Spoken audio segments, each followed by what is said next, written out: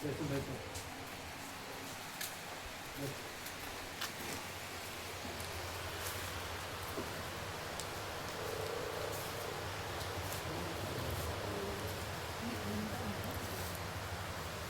સેવામાં આવ્યો હોય તો એને બપોરની પણ ના લેવાય. અને સવારના આવ્યા ને સવારના જ જવાના હોય તો એની ના લેવાય.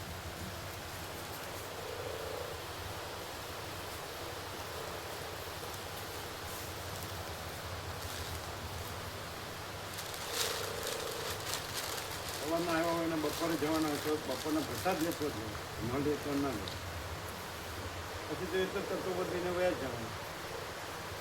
તમે ખાલી આમ કરો ને બસ. પછી આપણે ક્યાં વયા જવાનું થોડા દિવસ અહીં આવવાનું, પછી અહીંયા પાછું આવું નવું કંઈક કરવાનું, પખાડો કરવાનો. થાય નથી બધું ખાલી શાબ્દિક બૌદ્ધિક સાંભળીને કંઈક થઈ નથી જવાતું. ઇન્ટેલેક્ચ્યુઅલ અભ્યાસ કાંઈ નથી. એટલે તો શાંતિ નથી. મારે ડૉક્ટર પાસે જવું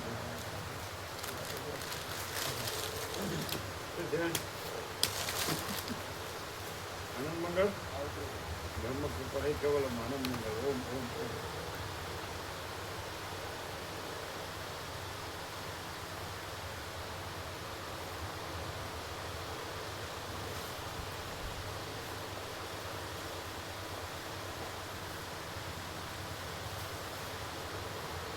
ભગવાનના સંપૂર્ણ દર્શન ને ભગવાનના સંપૂર્ણ આનંદ મંગળમાં 25 દિવસો વધારે પડે છે. અને ઘરથી દુકાનથી ઘર આખું જીવન ઓછું પડે છે. ચાલો અમને ગણિત આવડતું, ગુજરાતી આવડતું. તું હે તું એક તો કુટિલ રહેવાનું પછી હે કરવાનું. એટલે બસ ખાલી મનોરંજન કરવા આવો જાય તો પછી હા તમારે ભાનું રાખશે. વર્કશીપ તો કાંઈ છે જ નહીં. જીવ એકદમ વિપરીત સંકુચિત ભ્રાંતિ, વિપરીત સંકુચિત.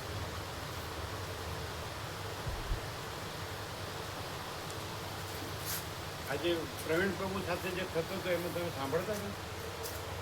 પ્રવીણ પ્રભુ સાથે તત્વબોધ થતો હતો તો તમે હાજર જ હતા ત્યાં. પણ તમે કહો કે ના મારી તો સેવામાં જ ધ્યાન હતું, એમ કહી શકો ને? કેટલા 2 કલાક થયો છે? વધારે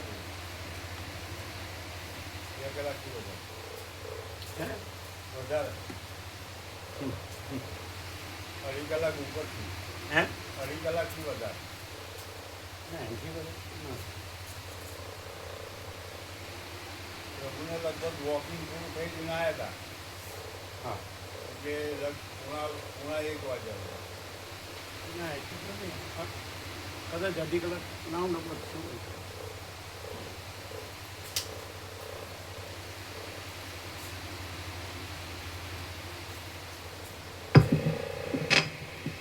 ઓમ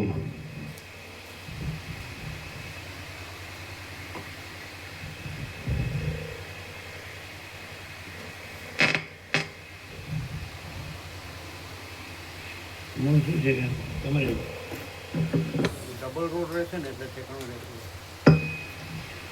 ઓમ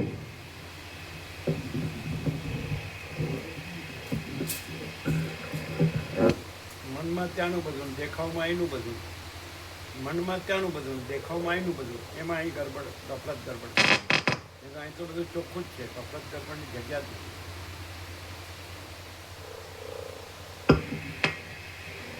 ઓમ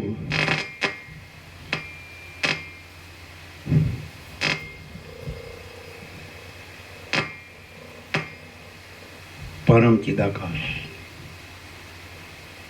પરમ જ્યોતિ,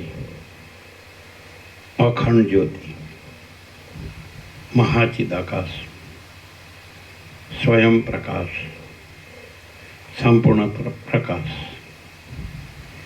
પૂર્ણ બ્રહ્મ, અનંત તેજગન, અનંત ચિદગન, પરમાકાશ, કેવલ, અનંત, શુદ્ધ, તેજઘન, પરમાકાશ, અખિલ આત્મા, પૂર્ણ બ્રહ્મ, પરમાત્મા, પરમ ચિદાકાશ, પરમ જ્યોતિ, અખંડ જ્યોતિ, અનંત, પૂર્ણ, પરમ ચિદાકાશ, પરમ શાંતિ, स्वयं सिद्ध, स्वयं प्रकाश, स्वयं पूर्ण, स्वस्वरूप, यही सब कुछ है, इसके सिवा कुछ नहीं है।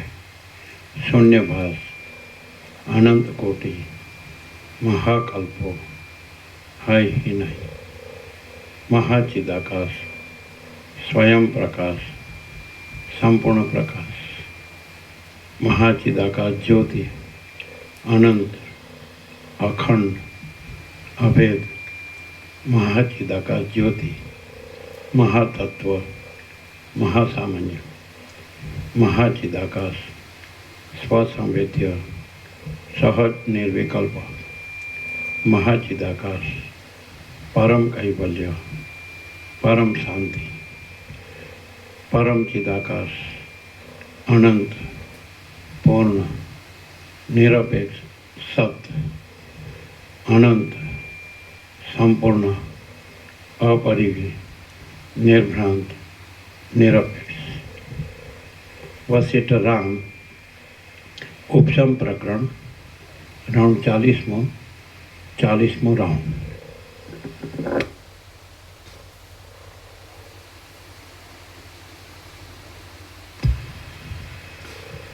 आद्य परब्रह्म सद्गुरु देव की जय। ओम श्री परमात्मने नमः। सद्ग्रंथों में शिरोमणि श्री योग वासिष्ठ महारामायण उपशम प्रकरण सर्ग 5मो पेज नंबर 557। सर्ग 5मो मनोमय जगतनी स्थिति ने शांत करवानो क्रम। आ 5मा सर्गमां अविवेकथी वृद्धि पामेली मनोमय जगतनी स्थिति ने उपशांत करवानो क्रम सारी रीते कहेवामां आवशे। वशिष्ठ बोल्या, हे सुंदरवर राम, उत्तम सिद्धांतोथी रमणीय लागे एवुं अने मुक्ति आपनारू आ उपशम प्रकरण हूँ कहूँ छूं ते तमे एकाग्र चित्तथी सांभळो। हे राम, जेम सारा थांभलाओथी मांडवो टकी रहे छे तेम रजोगुणी अने तमोगुणी जीवोथी आ संसाररूपी लांबी माया टकी रही छे। सात्विक जन्मवाळा अने उत्तम गुणोवाळा तमारा जेवा धीर पुरुषो तो जेम सर्पो जूनी काचड़ीने छोड़ी दे छे तेम आ अनादिकाळनी मायाने लीला मात्रमां छोड़ी दे छे। हे राम, शुद्ध सात्विक जन्मवाळा अथवा रजोगुणथी मिश्रित एवा सात्विक जन्मवाळा जे समजू पुरुषो होय छे तेओ जगतना कारणोनी परंपरानो विचार करे छे। शास्त्रोना, सज्जनोना अने शुभ कार्योना संगथी जेमना पाप टળી गया होय छे ते पुरुषोनी बुद्धि सत्य पदार्थનું अवलोकन કરવામાં દીવા જેવી થાય છે। शास्त्रोना, सज्जनोना। हे राम, शुद्ध सात्विक जन्मवाळा अथवा रजोगुणथी मिश्रित एवा सात्विक जन्मवाळा जे समजू पुरुषो होय छे तेओ जगतना कारणोनी परंपरानो विचार करे छे। शास्त्रोना, सज्जनोना अने शुभ कार्योना संगथी जेमना पाप टળી गया होय छे ते पुरुषोनी बुद्धि सत्य पदार्थનું अवलोकन કરવામાં દીવા જેવી થાય છે। પોતાની रुचि વડે અને પોતાની બુદ્ધિથી જ વિચાર કરીને જ્યાં સુધી જાણવા યોગ્ય વસ્તુ જાણી ન હોય ત્યાં સુધી તે વસ્તુની પ્રાપ્તિ થતી નથી। હે રામ, બુદ્ધિવાળા, નીતિવાળા, ધીર અને ઉત્તમ કુળમાં જન્મેલા રજોગુણથી મિશ્રિત એવા સાત્વિક જાતિવાળાઓમાં તમે મુખ્ય છો। हे राम, बुद्धिवाळा, नीतिवाळा, वीर अने उत्तम कुळमां जन्मेला रजोगुणथी मिश्रित एवा सात्विक जातिवाळाओमां तमे मुख्य छो। तमे आ जोवामां आवता संसाરના આરંભોમાં શું સાચું છે અને શું ખોટું છે એ પોતાની મેળે જ વિચારો અને વિચારીને જે સત્ય હોય તેમાં તત્પર થાઓ. જે વસ્તુ આદિમાં પણ ન હોય અને અંતમાં પણ ન હોય તેની સત્યતા કેવી હોય? જે આદિમાં પણ અવિચળ હોય અને અંતમાં પણ અવિચળ હોય તે જ સત્ય કહેવાય, બીજું સત્ય ન કહેવાય. જે વસ્તુ આદિમાં તથા અંતમાં રહેનાર ન હોય તે વસ્તુમાં જેનું મન આસક્ત થાય છે તે પશુ જેવો મૂઢ છે. ઉપરથી લો. જે આદિમાં પણ હોય. હા. જે વસ્તુ આદિમાં પણ ન હોય અને અંતમાં પણ ન હોય તેની સત્યતા કેવી હોય? જે આદિમાં તથા અવિચળ હોય અને અંતમાં પણ અવિચળ હોય તે જ સત્ય કહેવાય, બીજું સત્ય ન કહેવાય. જે વસ્તુ આદિમાં તથા અંતમાં રહેનાર ન હોય તે વસ્તુમાં જેનું મન આસક્ત થાય છે તે પશુ જેવો મૂઢ છે. તે માણસને વિવેક શાથી થાય? આ સંસારમાં મન જ જન્મે છે, મન જ વધે છે અને બ્રહ્મ વિદ્યારૂપી ઉદ્ભવ વિચારથી મન જ મોક્ષ પામે છે. રામ બોલ્યા, હે બ્રહ્મન, આ જગતમાં મન જ સંસારી છે અને જરાનું તથા મરણનું પાત્ર પણ એ જ છે. એ મારા જાણવામાં આવ્યું છે.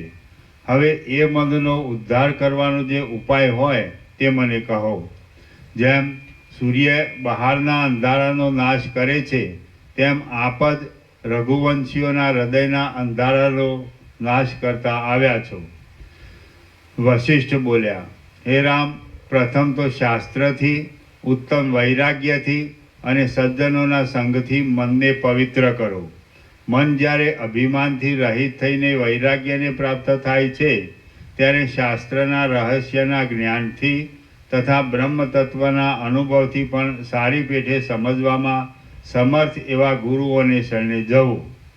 ગુરુએ બતાવેલા માર્ગથી સગુણ ઈશ્વરનું ધ્યાન તથા પૂજન આદિ કરીને પુરુષ અનુક્રમે પરમ પાવન પદને પ્રાપ્ત થાય છે. જેમ પૂર્ણિમાને દિવસે સઘળું આકાશ ચંદ્રના શીતળ તેજથી પૂર્ણ થયેલું જોવામાં આવે છે તેમ મન વડે નિર્મળ વિચાર કરવામાં આવે તો સઘળું જગત આત્માથી જ ભરપૂર જોવામાં આવે છે. માણસ જ્યાં સુધી ચિત્તરૂપી વહાણ વડે વિચારરૂપી તટમાં વિશ્રાંતિ પામે નહીં ત્યાં સુધી તે સંસારરૂપી મહાસાગરમાં ખડની પેઠે તણાતો જાય છે. જેમ નીચા પ્રવાહવાળું નિર્મળ પાણી સઘળી રેતીને દૂર કરી નાખે છે તેમ વિચારથી સત્ય વસ્તુને જાણનારા પુરુષની બુદ્ધિ સઘળા માનસિક દુઃખોને દૂર કરી નાખે છે. સોનું અને ભસ્મ મિશ્રિત થઈ ગયેલા હોય છે તેમાં આ સોનું છે અને આ ભસ્મ છે એવું જ્ઞાન શોધન કરનારા સોનીને જ પ્રાપ્ત થાય છે, પણ બીજાને તે પ્રાપ્ત થતું નથી. તે જ પ્રમાણે દેહ અને આત્મા મિશ્રિત થઈ ગયેલા છે. તેમાં આ આત્મા છે અને આ દેહ છે એવું જ્ઞાન વિવેચન કરનારા વિચક્ષણ પુરુષને જ પ્રાપ્ત થાય છે, પણ બીજાને પ્રાપ્ત થતું નથી. આ જીવ દેહાદિકના પરિચ્છેદવાળો જણાય છે. તેનું લાંબા કાળના વિચારથી વિવેચન કરીને મનમાં ખરું સ્વરૂપ સમજવામાં આવે તો જે જીવ છે તે જ ચોખ્ખી રીતે પરબ્રહ્મ થઈ રહે છે. આ જીવ દેહાદિકના પરિચ્છેદવાળો જણાય છે. તેનું લાંબા કાળના વિચારથી વિવેચન કરીને મનમાં ખરું સ્વરૂપ સમજવામાં આવે તો જે જીવ છે તે જ ચોખ્ખી રીતે પરબ્રહ્મ થઈ રહે છે. તો પછી મોહનો અવસર જ ક્યાંથી રહે? જ્યાં સુધી તત્વ સમજવામાં ન આવ્યું હોય ત્યાં સુધી મન મોહવાળું રહે તો ભલે રહે, પણ જ્યારે તત્વ સમજવામાં આવે ત્યારે મોહ લેશ માત્ર પણ રહેતો નથી. એ વાત નિસંશય છે. હે શ્રોતાજનો, આત્માને ન જાણે હોય ત્યાં સુધી જ તમને દુઃખ છે અને તેને જાણ્યા પછીથી અનંત સુખ અરે પરમ શાંતિ જ છે એમ તમે સમજો. તમારો આત્મા આ ક્ષણભંગુર દેહની સાથે મિશ્રિત જેવો થઈ ગયો છે. તેને તમે દેહથી જુદો પાડીને સ્વસ્થ થાઓ. વિલંબ કરો નહીં. જેમ સોનું કાદવમાં પડ્યું હોય તે છતાં પણ તેને કાદવનો કાંઈ સંબંધ નથી, તે પ્રમાણે નિર્મળ આત્મા દેહમાં રહ્યો હોય તે છતાં પણ તેને દેહનો જરા પણ સંબંધ નથી. જેમ કમળના આધારરૂપ જળ અને કમળની ઉપર રહેલું જળ એ બંને ઉપાધિથી જ જુદા જોવામાં આવે છે, પણ વાસ્તવિક રીતે જુદા નથી. તે જ પ્રમાણે બ્રહ્મ અને જીવ એ બંને ઉપાધિથી જ જુદા જણાય છે, પણ વાસ્તવિક રીતે જુદા નથી. મારું કોઈ સાંભળતું નથી. હું ઊંચા હાથ કરીને પોકાર કરું છું કે આત્માના વિચારને ભૂલી ગયેલું મૂઢ મન જ્યાં સુધી દુષ્ટ વાસનારૂપી કાદવથી ભરેલા ખાડામાં કાચબાની પેઠે પડ્યું રહેશે અને ઇન્દ્રિયોથી ભોગવવાના વિષયોમાં અત્યંત આસક્ત રહેશે, ત્યાં સુધી સંસારરૂપી અંધારું ચંદ્રથી, અગ્નિથી કે બારે સૂર્યોથી પણ જરાય ભેદાવાનું નથી. મન જાગ્રત થઈને પોતાની ખરી સ્થિતિનું વિવેચન કરવા લાગે તો જેમ સૂર્યનો ઉદય થતાં રાત્રિનું અંધારું નષ્ટ થઈ જાય છે, તેમ હૃદયનું અંધારું નષ્ટ થઈ જાય છે. દેહાદિકના અધ્યાસરૂપ શયનમાં સૂતેલા મનને ઉત્તમ બોધને માટે નિત્ય જાગ્રત કરવું જોઈએ, જેથી સંસારનું ભેદન થઈ જાય. સંસાર અત્યંત દુઃખ દેનારો છે. જેમ ચોતરફ રહેલી રજથી આકાશ લેપાતું નથી અને ચોતરફ રહેલા જળથી કમળ લેપાતું નથી, તેમ ચોતરફ રહેલા દેહોથી આત્મા લેપાતો નથી. જેમ કાદવ આદિ પદાર્થો સોનાની સાથે સંબંધ પામ્યા છતાં પણ જુદા જ રહે છે અને સોનારૂપે પરિણામ પામતા નથી, તેમ જડ દેહ આત્માની સાથે સંબંધ પામ્યા છતાં પણ જુદો જ રહે છે અને આત્મા રૂપે પરિણામ પામતો નથી. સુખ દુઃખોનો અનુભવ કરનાર આત્મા છે એમ સમજવું એ તો મૂઢપણું જ છે. જેમ આકાશમાં બિંદુના જેવું આકારપણું કે શ્યામપણું છે જ નહીં, તેમ આત્મામાં સુખ દુઃખાદિકનો સંબંધ છે જ નહીં. સુખ તથા દુઃખ દેહને પણ નથી અને સર્વથી ન્યારા આત્માને પણ નથી, પરંતુ અજ્ઞાનને જ છે. જો અજ્ઞાન નાશ પામે તો સુખ કે દુઃખ કોઈને નથી. હે રામ, કોઈને કાંઈ સુખ પણ નથી અને કોઈને કાંઈ દુઃખ પણ નથી. સગળું આત્માના જ વિવર્ત રૂપ છે અને અધિષ્ઠાન રૂપે શાંત છે તથા અનંત છે એમ જુઓ. આ જે વિસ્તીર્ણ સૃષ્ટિઓના દેખાવો જોવામાં આવે છે તેઓ જેમ પાણીમાં તરંગો રહે છે તેમ આત્મામાં રહ્યા છે. જેમ અડધી આંખો મીંચી સૂર્યની સામે જોઈ રહેતા આકાશમાં ભ્રાંતિથી પીછો દેખાય છે, તેમ આત્મામાં તે ભ્રાંતિથી જ પ્રતીત થાય છે. જેમ મણિ પોતે કાંઈ પણ વ્યાપાર નહીં કરતા પોતાની તેજોમય કાંતિઓને ફેલાવે છે, તેમ આ આત્મા પોતે કાંઈ પણ વ્યાપાર નહીં કરતા જ સૃષ્ટિઓને ફેલાવે છે. હે સુબુદ્ધિવાળા રામ, જેમ રજ્જુ અને સર્પ એક પણ નથી અને જુદા પણ નથી, પરંતુ તેમનામાં સર્પ ખોટો જ છે, તેમ આત્મા અને જગત એક પણ નથી અને જુદા પણ નથી, પરંતુ તેમનામાં જગત ખોટું જ છે. આ જગત કેવળ આભાસ માત્ર જ છે. તે હમણાં અજ્ઞાનના કાળમાં જ આવા આડંબરવાળું જોવામાં આવે છે. આ સગળું જગત બ્રહ્મ જ છે અને જે બ્રહ્મ છે તે જ વિસ્તીર્ણ જગત રૂપે દેખાય છે. માટે હું જુદો છું અને જગત જુદું છે એવી ભ્રાંતિને તમે છોડી દો.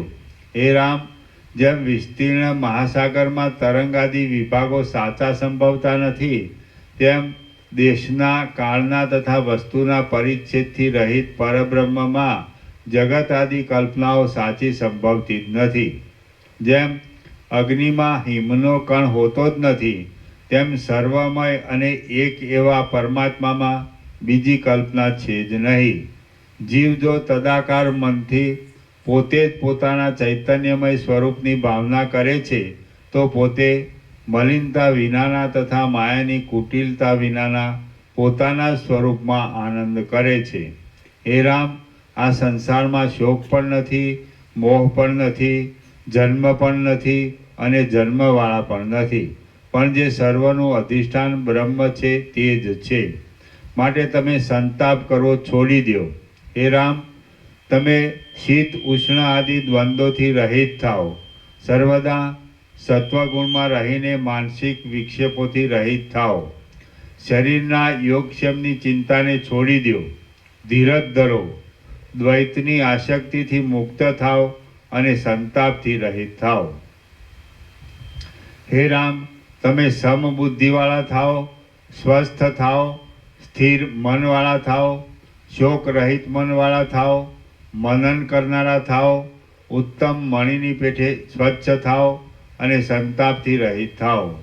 હે રામ, તમે દેહાદિકમાં અહંતા મમતાથી રહિત થાઓ, સંકલ્પોથી રહિત થાઓ, ધીર બુદ્ધિવાળા થાઓ, અંતઃકરણને જીતો, આવી પડેલા વ્યવહારને અનુસરો અને સંતાપથી રહિત થાઓ.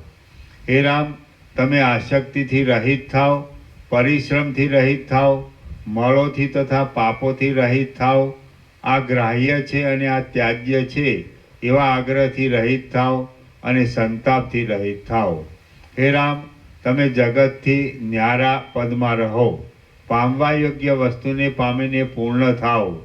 ભરપૂર સમુદ્રની પેઠે ક્ષોભ રહિત થાઓ અને સંતાપથી રહિત થાઓ. હે રામ, તમે વિકલ્પોના સમૂહથી છૂટા થાઓ. માયારૂપી લેપથી રહિત થાઓ. પોતાથી જ પોતામાં તૃપ્ત રહો અને સંતાપથી રહિત થાઓ. હે આત્મવેત્તાઓમાં ઉત્તમ રામ, તમે પારથી તથા અંતથી રહિત સ્વરૂપવાળા થાઓ. મનમાં મેરુ પર્વતના જેવી ધીરજરૂપ દ્રઢતાવાળા થાઓ અને સંતાપથી રહિત થાઓ. હે રામ, તમે આપમેળે આવી મળે તે સુખોનો અનુભવ કરો. કોઈ વસ્તુની ઈચ્છા ન રાખો. આ ગ્રાહ્ય છે તથા આ ત્યાજ્ય છે એવો આગ્રહ છોડી દો અને સંતાપથી રહિત થાઓ. હે રામ, તમે પૂર્ણ મહાસાગરની જેમ પોતામાં પોતાથી જ મોટાઈ પામો અને પૂર્ણચંદ્રના બિંબની જેમ પોતામાં પોતાથી જ શીતળતા પામો. હે સુંદર રામ, જગતની આ સઘળી રચના મિથ્યા જ છે. જ્ઞાની પુરુષ મિથ્યા પદાર્થ ઉપર દોડ કરે જ નહીં. તમે આત્મવેત્તા છો, કલ્પનાઓથી રહિત છો, દુઃખોથી રહિત છો અને સર્વદા પ્રકાશમાન છો. આથી તમે શોકથી રહિત થાઓ. તમારા પિતા જ્યારે તમને પૃથ્વીનું ચક્રવર્તી રાજ્ય આપે ત્યારે તમે સઘળા ગુણોથી રાજાઓને રાજી રાખજો અને સમદ્રષ્ટિથી લાંબા કાળ સુધી પ્રજાઓનું સારી રીતે પાલન કરજો. આત્મવેત્તાએ કર્મોનો ત્યાગ કરવો પણ યોગ્ય નથી અને કર્મોમાં આસક્તિ રાખવી પણ યોગ્ય નથી. શ્રી યોગ વાસિષ્ઠ મહારામાયણમાં ઉપશમ પ્રકરણનો પ્રથમોપદેશ નામનો સર્ગ 5મો સમાપ્ત. સર્ગ 6. છેલ્લા જન્મવાળા જ્ઞાનીને જીવન મુક્તિ માટે ગુણ પ્રાપ્તિનો ક્રમ. આ 6થા સર્ગમાં કર્મની ગતિઓ કહ્યા પછી છેલ્લા જન્મવાળાઓને જીવન મુક્તિને વાસ્તે થતી ગુણોની પ્રાપ્તિનો સામાન્ય ક્રમ કહેવામાં આવશે. વશિષ્ઠ બોલ્યા, હે રામ, આ સઘળા વ્યવહારને હું કરતો નથી, પણ મારા સામીપ્ય માત્રથી તે ચાલ્યા કરે છે. એવી રીતે કર્તાપણાના અભિમાનથી રહિત થઈને જે પુરુષ વ્યવહારમાં પ્રવર્તે છે તો તે પુરુષ મુક્ત જ છે એમ મારો નિશ્ચય છે. વશિષ્ઠ બોલ્યા, હે રામ, આ સઘળા વ્યવહારને હું કરતો નથી, પણ મારા સામીપ્ય માત્રથી તે ચાલ્યા કરે છે. એવી રીતે કર્તાપણાના અભિમાનથી રહિત થઈને જે પુરુષ વ્યવહારમાં પ્રવર્તે છે તે પુરુષ મુક્ત જ છે એમ મારો નિશ્ચય છે. જે પુરુષો જ્ઞાનને યોગ્ય મનુષ્યના અવતારને પ્રાપ્ત થઈને અમે કરતા છીએ એવો આગ્રહ રાખીને કર્મો કરે છે તેઓ સ્વર્ગમાંથી નરકમાં જાય છે અને નરકમાંથી પાછા સ્વર્ગમાં જાય છે.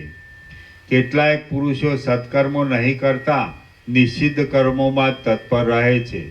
તેઓ એક નરકમાંથી બીજા નરકને, એક દુઃખમાંથી બીજા દુઃખને અને એક ભયમાંથી બીજા ભયને પ્રાપ્ત થયા કરે છે. પોતાની વાસનાઓ રૂપી તંતુઓથી બંધાયેલા કેટલાયક જીવો અનુક્રમે દુષ્ટ કર્મોના ફળ ભોગવતા ભોગવતા પશુ પક્ષીની યોનિમાં અવતરેલા હોય છે. તેઓ પશુ પક્ષીના અવતારમાંથી સ્થાવરના અવતારને અને સ્થાવરના અવતારમાંથી પાછા પશુ પક્ષીના અવતારને પ્રાપ્ત થાય છે. મનના સાક્ષીનો વિચાર કરનાર કેટલાય ભાગ્યશાળી આત્મવેત્તા પુરુષો તો તૃષ્ણારૂપી બેડીને તોડી નાખીને પરમ કૈવલ્યરૂપ પદને પ્રાપ્ત થાય છે.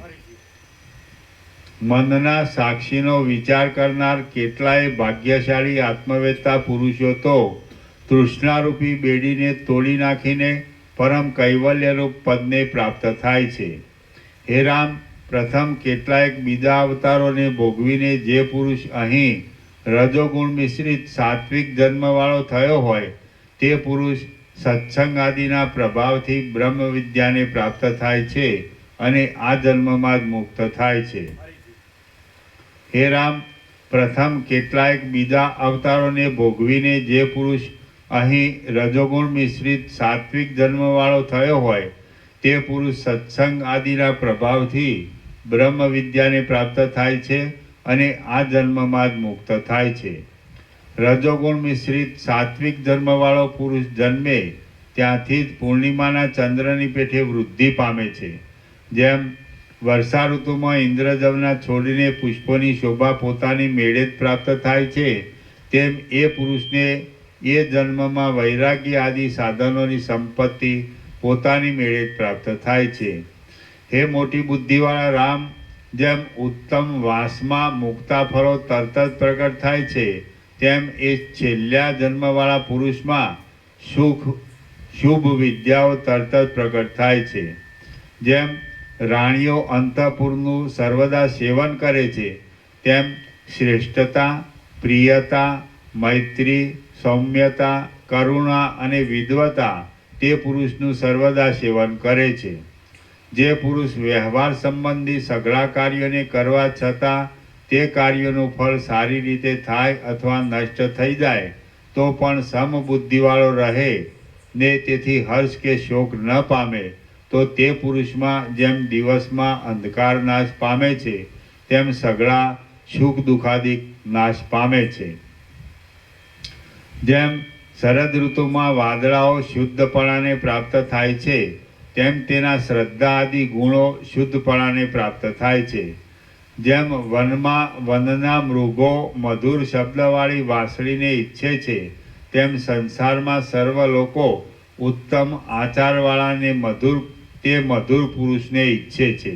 જેમ બગલીઓ મેઘને તરત જ અનુસરે છે તેમ છેલ્લા જન્મવાળા એ પુરુષને ઉપર કહેલ ગુણોની શોભાઓ તરત જ અનુસરે છે. ગુણોથી પૂર્ણ થયેલો એ પુરુષ પછી ગુરુને જ અનુસરે છે અને તે ગુરુ તેને વિવેકના ઉપાયોનો ઉપદેશ કરીને મનન કરવામાં જોડે છે. એ પુરુષ વિચારથી તથા વૈરાગ્યથી સંપન્ન થયેલા પોતાના સદ્ગુણી ચિત્તથી નિર્વિઘ્ન રીતે પરમાત્માને તથા પોતાને એક રૂપ દેખે છે.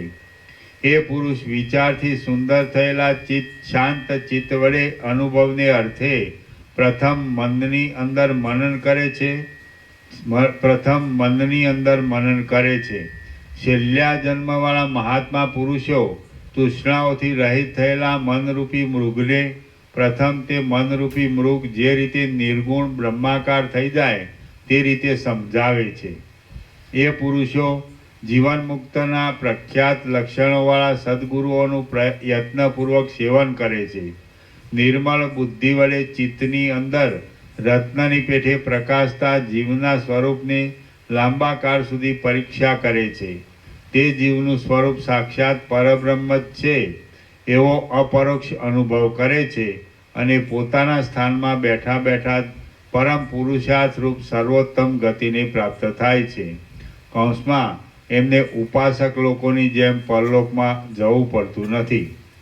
શ્રી યોગવાસિષ્ઠ મહારામાયણમાં ઉપશમ પ્રકરણનો પ્રથમોપદેશ નામનો સર્ગ 6 સમાપ્ત. સર્ગ 7મો. વ્યુત્પન્ન ચિત્તવાળાને અચાનક જ્ઞાન પ્રાપ્તિ થાય છે. આ 7મા સર્ગમાં પોતાના જ વિચારથી કાંઈક વ્યુત્પન્ન થયેલા ચિત્તવાળાઓને આકાશમાંથી પડેલા ફળની જેમ અચાનક જ્ઞાનની પ્રાપ્તિ થાય છે એ કહેવાશે. વશિષ્ઠ બોલ્યા, હે કમળ સરખા નેત્રોવાળા રામ, લાંબા કાળ સુધી ગુરુનું સેવન કરીને તેમની પાસેથી જ્ઞાન મેળવવાનો આ ક્રમ સર્વ મનુષ્યોની વાસ્તે સાધારણ છે. હવે એક બીજો વિશેષ ક્રમ હું કહું છું, તે તમે સાંભળો. આ સંસારની મોટી ગરબડમાં ઉત્પન્ન થયેલા પ્રાણીઓને મોક્ષ આપે એવા બે જ ઉત્તમ ક્રમ છે. ગુરુના કહ્યા પ્રમાણે કરવાથી તથા ચાલવાથી ધીરે ધીરે એક જ જન્મમાં અથવા ઘણા જન્મોથી જ્ઞાન પ્રાપ્ત થાય એ પહેલો ક્રમ છે. પોતાના જ વિચારથી કાંઈક વ્યુત્પન્ન થયેલા ચિત્તવાળાઓને સમય પર આકાશમાંથી પડેલા ફળની પ્રાપ્તિની જેમ અચાનક જ્ઞાનની પ્રાપ્તિ થઈ જાય એ બીજો ક્રમ છે. આકાશમાંથી પડેલા ફળની જેમ અચાનક જ્ઞાનની પ્રાપ્તિ થવાના વિષયમાં એક જૂનો વૃત્તાંત કહું છું, તે સાંભળો. હે રામ, છેલ્લા જન્મવાળા અને જેમના પૂર્વકૃત પાપ પુણ્યરૂપી પ્રતિબંધો ટળી ગયા હોય એવા ભાગ્યશાળી લોકો આકાશમાંથી આવી પડેલા ફળના લાભ જેવો ઉત્તમ વિવેકનો લાભ મેળવી લે છે. એ વિશે હું એક કથા કહું છું, તે તમે સાંભળો. શ્રી યોગ વાસિષ્ઠ મહારામાયણમાં ઉપશમ પ્રકરણનો અચાનક જ્ઞાન પ્રાપ્તિ નામનો સર્ગ 7મો સમાપ્ત. સર્ગ 8મો સિદ્ધ ગીતા. આ 8મા સર્ગમાં વસંત ઋતુમાં કોઈ બગીચાની અંદર વિહાર કરતા જનક રાજાએ સિદ્ધોના મુખોમાંથી નીકળેલા શુભ શ્લોકો સાંભળ્યાની કથા કહેવામાં આવશે. વશિષ્ઠ બોલ્યા, હે રામ, વિદેહ દેશનો જનક નામે રાજા છે. તેની સઘળી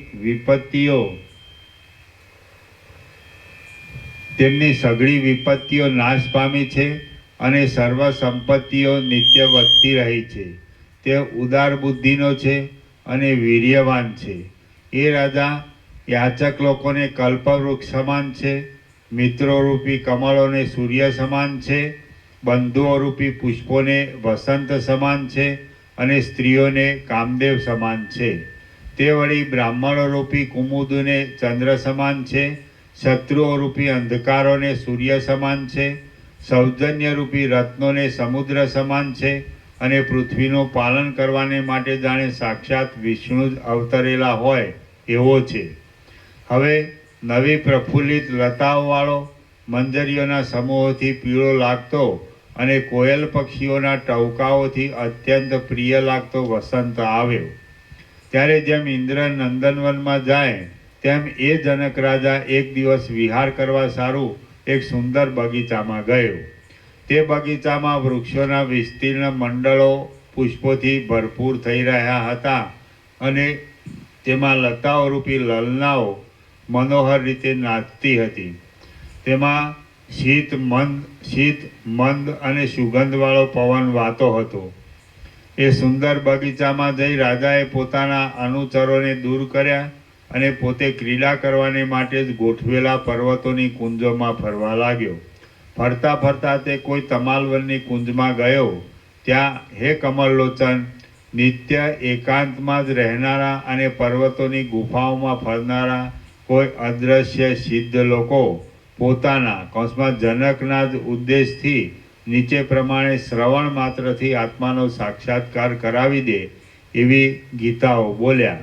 તે તેના સાંભળવામાં આવી. કેટલાયક સિદ્ધો બોલ્યા, જે આત્મા દ્રષ્ટાપણાના તથા દ્રશ્યોના અધ્યાસને લીધે તુચ્છ વિષયોના આનંદને જ પુરુષાર્થ માની લઈને જન્મ મરણ પામ્યા કરે છે, તે જ આત્માને અમે શ્રવણાદિકથી થયેલી અખંડાકાર વૃત્તિ વડે પરબ્રહ્મ સમજીએ છીએ અને નિરંતર તેનું જ અનુસંધાન કર્યા કરીએ છીએ. કેટલાયક સિદ્ધો બોલ્યા, જે આત્મા દ્રષ્ટાપણાના તથા દ્રશ્યોના અધ્યાસને લીધે તુચ્છ વિષયોના આનંદને જ પુરુષાર્થ માની લઈને જન્મ મરણ પામ્યા કરે છે, તે જ આત્માને અમે શ્રવણાદિકથી થયેલી અખંડાકાર વૃત્તિ વડે પરબ્રહ્મ સમજીએ છીએ અને નિરંતર તેનું જ અનુસંધાન કર્યા કરીએ છીએ. કેટલાક સિદ્ધો બોલ્યા, દ્રષ્ટાને, દર્શનોને, દ્રશ્યોને અને તેમની વાસનાઓને પણ છોડી દઈને અમે એ સર્વની ઉત્પત્તિના સાક્ષી રૂપે એ સર્વથી પ્રથમ જ સિદ્ધ થતા આત્માનું નિરંતર અનુસંધાન કર્યા કરીએ છીએ. કેટલાક સિદ્ધો બોલ્યા, દ્રષ્ટાને, દર્શનોને, દ્રશ્યોને અને તેમની વાસનાઓને પણ છોડી દઈને અમે એ સર્વની ઉત્પત્તિના સાક્ષી રૂપે એ સર્વથી પ્રથમ જ સિદ્ધ થતા આત્માનું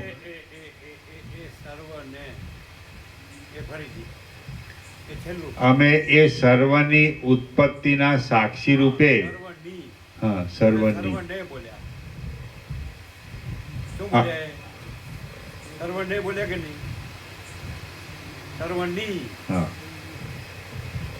અમે એ સર્વની ઉત્પત્તિના સાક્ષી રૂપે એ સર્વથી પ્રથમ જ સિદ્ધ થતા આત્માનું નિરંતર અનુસંધાન કર્યા કરીએ છીએ. કેટલાક સિદ્ધો બોલ્યા, જે આત્મા જગત છે અને જગત નથી એ બંને પક્ષોના અધિષ્ઠાન રૂપ છે અને સઘળા ભાવોનો તથા અભાવોનો પ્રકાશક છે, તેનું જ અમે નિરંતર અનુસંધાન કર્યા કરીએ છીએ. કેટલાક સિદ્ધો બોલ્યા, જે આત્મા જગત છે અને જગત નથી એ બંને પક્ષોના અધિષ્ઠાન રૂપ છે અને સઘળા ભાવોનો તથા અભાવોનો પ્રકાશક છે, તેનું જ અમે નિરંતર અનુસંધાન કર્યા કરીએ છીએ. કેટલાક સિદ્ધો બોલ્યા, આ સઘળું બ્રહ્માંડ જેમાં છે, જેનું છે, જેને અર્થે છે, જેના થકી છે અને જે રૂપ છે તે સત્ય આત્માનું જ અમે નિરંતર અનુસંધાન કર્યા કરીએ છીએ. કેટલાક સિદ્ધો બોલ્યા, આ સઘળું બ્રહ્માંડ જેમાં છે, જેનું છે, જેને અર્થે છે, જેના થકી છે અને જે રૂપ છે તે સત્ય આત્માનું જ અમે નિરંતર અનુસંધાન કર્યા કરીએ છીએ.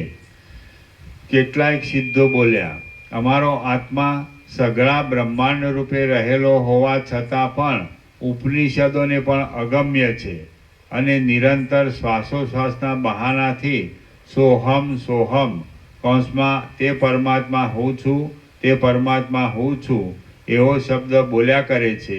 અમે તે આત્માનું નિરંતર અનુસંધાન કર્યા કરીએ છીએ.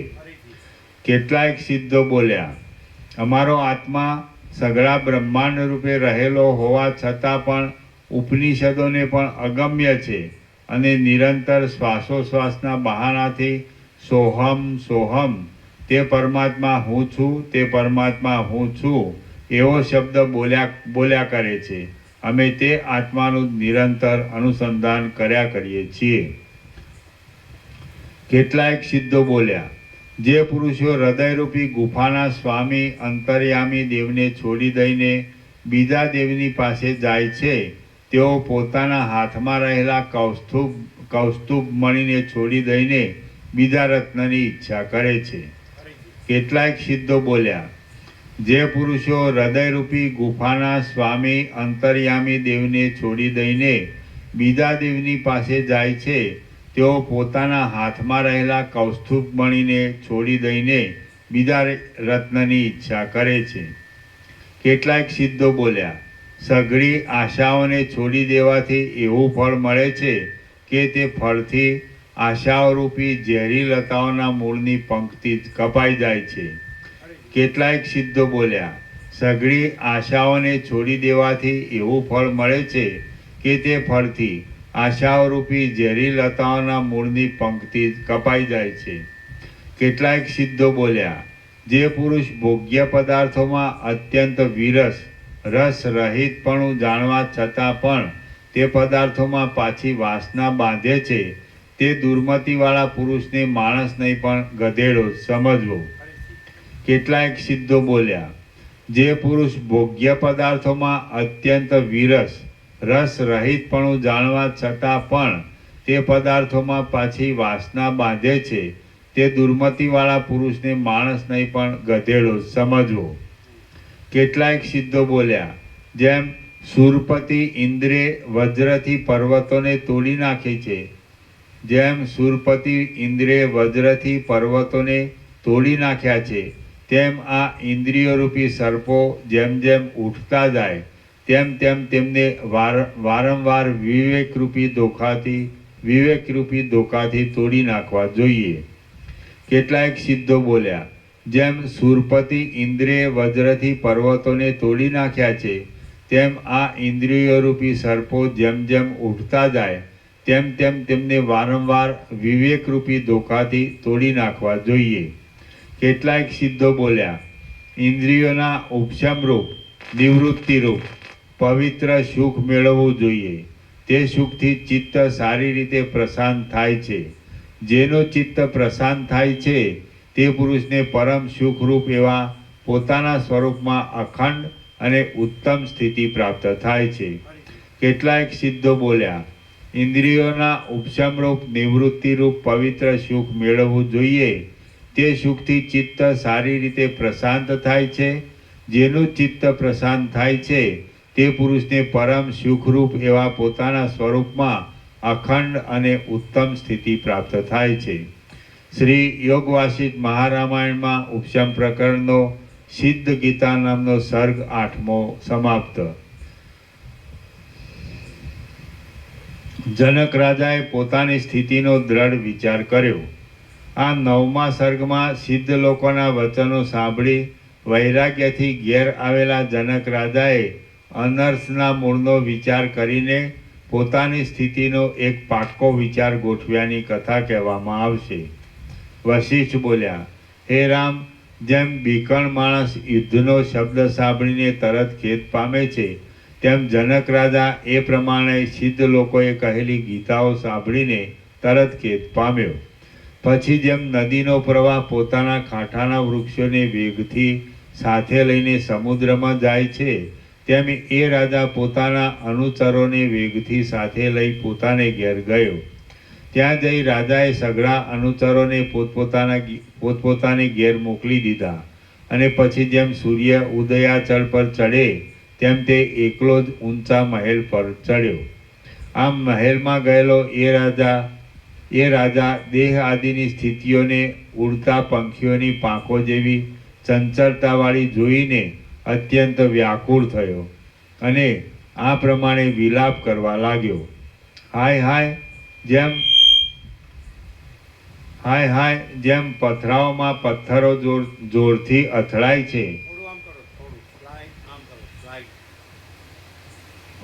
એકદમ સ્લાઇડ.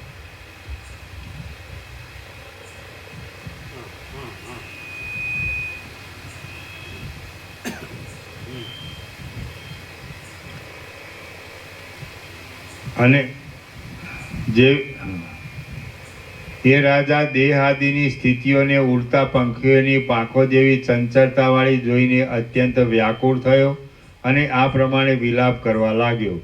હાય, જેમ પથરાઓમાં પથ્થરો જોરથી અથડાય છે, તેમ હું જગતની મહાદુઃખદાયી ચપળ દશાઓમાં જોરથી અથડાયા કરું છું. આ કાળ અંત વિનાનો છે, તેના એક અલ્પ ભાગ સુધી જ હું જીવી શકું એમ છું. તે છતાં હું તેના જીવનમાં મૂર્ખતાથી વિશ્વાસ રાખી બેઠો છું, માટે મને ધિક્કાર છે. આ રાજ્ય જીવન પર્યંત જ રહેવાનું છે, તે શું માત્ર છે. તે છતાં તેટલાથી સંતોષ પામીને હું મૂર્ખની પેઠે ભાવિ દુઃખો સંબંધી વિચાર કર્યા વિના કેમ બેઠો રહું છું. આ દેહ આરંભમાં નહોતો અને અંતમાં પણ નહીં હોય, પણ કેવળ મધ્યમાં જ થોડાક જીવનવાળો દેખાય છે. તો જેમ બાળક ચિત્રમાં આલેખેલા ચંદ્રને સાચો સમજીને ખોટી ધીરજ ધરીને બેસે છે, તેમ હું એવા ખોટા દેહને સાચો સમજીને કેમ ખોટી ધીરજ ધરી બેઠો છું. આ મોટા પ્રપંચરૂપ ખોટી ઇન્દ્રજાળથી હું અત્યંત મોહ પામ્યો છું. એ બહુ ભૂંડું થયું છે. મને તે કોણે મોહિત કર્યો હશે. આ સંસારમાં જેને સાચી, રમણીય, અખંડિત કે બનાવ્યા વગરની થયેલી કહીએ તેવી કોઈ પણ વસ્તુ નથી. માટે મારી બુદ્ધિને કઈ વસ્તુમાં વિશ્રાંતિ મળે એમ છે. આ સંસારમાં જેને સાચી, રમણીય, અખંડિત કે બનાવ્યા વગરની થયેલી કહીએ તેવી કોઈ પણ વસ્તુ નથી. માટે મારી બુદ્ધિને કઈ વસ્તુમાં વિશ્રાંતિ મળે એમ છે? જે વસ્તુઓને હું દૂર રહેલી માનું છું તે વસ્તુઓ પણ મારા મનમાં જ છે. એવો નિશ્ચય રાખીને હવે તો મારે બહારના પદાર્થોની વાસના જ છોડી દેવી. ભોગો ભોગવવાને માટે લોકોની ધન આદિ મેળવવાની જે પ્રવૃત્તિ છે તે પાણીની ચકરીની જેમ ગોથા ખવડાવનારી અને પરિણામે પણ દુઃખ ઉત્પન્ન કરનારી જોવામાં આવે છે. છતાં હું એવી પ્રવૃત્તિથી સુખ મળવાનો વિશ્વાસ કેમ રાખી બેઠો છું? સુખ મિશ્રિત દુઃખો તો કોઈ સમયે જ આવે છે, પણ એકલા દુઃખો તો પ્રત્યેક વર્ષે, પ્રત્યેક મહિને, પ્રત્યેક દિવસે અને પ્રત્યેક ક્ષણે વારંવાર આવ્યા કરે છે. આ રાજ્ય આદિનું સુખ તો થોડા સમયમાં જ દેખાઈને નષ્ટ થઈ જવાનું છે. માટે તેની વાસના છોડી દઈને હું ઇન્દ્રપદ આદિના ઉત્કૃષ્ટ સુખોની ઉત્કંઠા કરું તે સુખોમાં પણ વિચાર કરતા જેમ વિવેકી પુરુષોને વિશ્રાંતિ મળે એવું કોઈ પણ સુખ જોવામાં આવતું નથી. અરે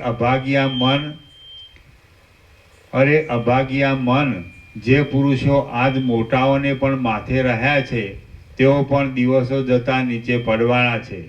તો તું આ રાજ્ય આદિની તુચ્છ મોટાઈમાં કેમ ભરોસો રાખે છે?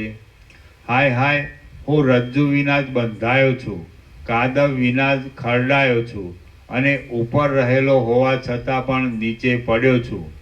હાય હાય, મારી સ્વસ્વરૂપમાં સ્થિતિ રહી નથી.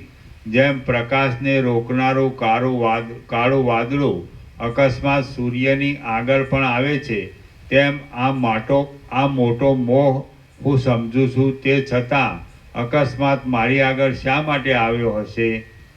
આ મોટા વૈભવોની સાથે મારે શો સંબંધ છે? અને આ બાંધવોની સાથે પણ મારે શો સંબંધ છે? આમ છતાં જેમ બાળક પોતે જ કલ્પી લીધેલા પિશાચથી વ્યાકુળ થઈ જાય છે, તેમ હું પોતે જ કલ્પી લીધેલા મમતારૂપ સંબંધથી વ્યાકુળ થયા કરું છું. અરે, હું હાથે કરીને આ સંસારના ભોગોમાં જરાને તથા મરણને લાવી દેનારી અને ઉદ્દેશ આપનારી આ આસ્થા શા માટે બાંધું છું? ઉદ્વેગ.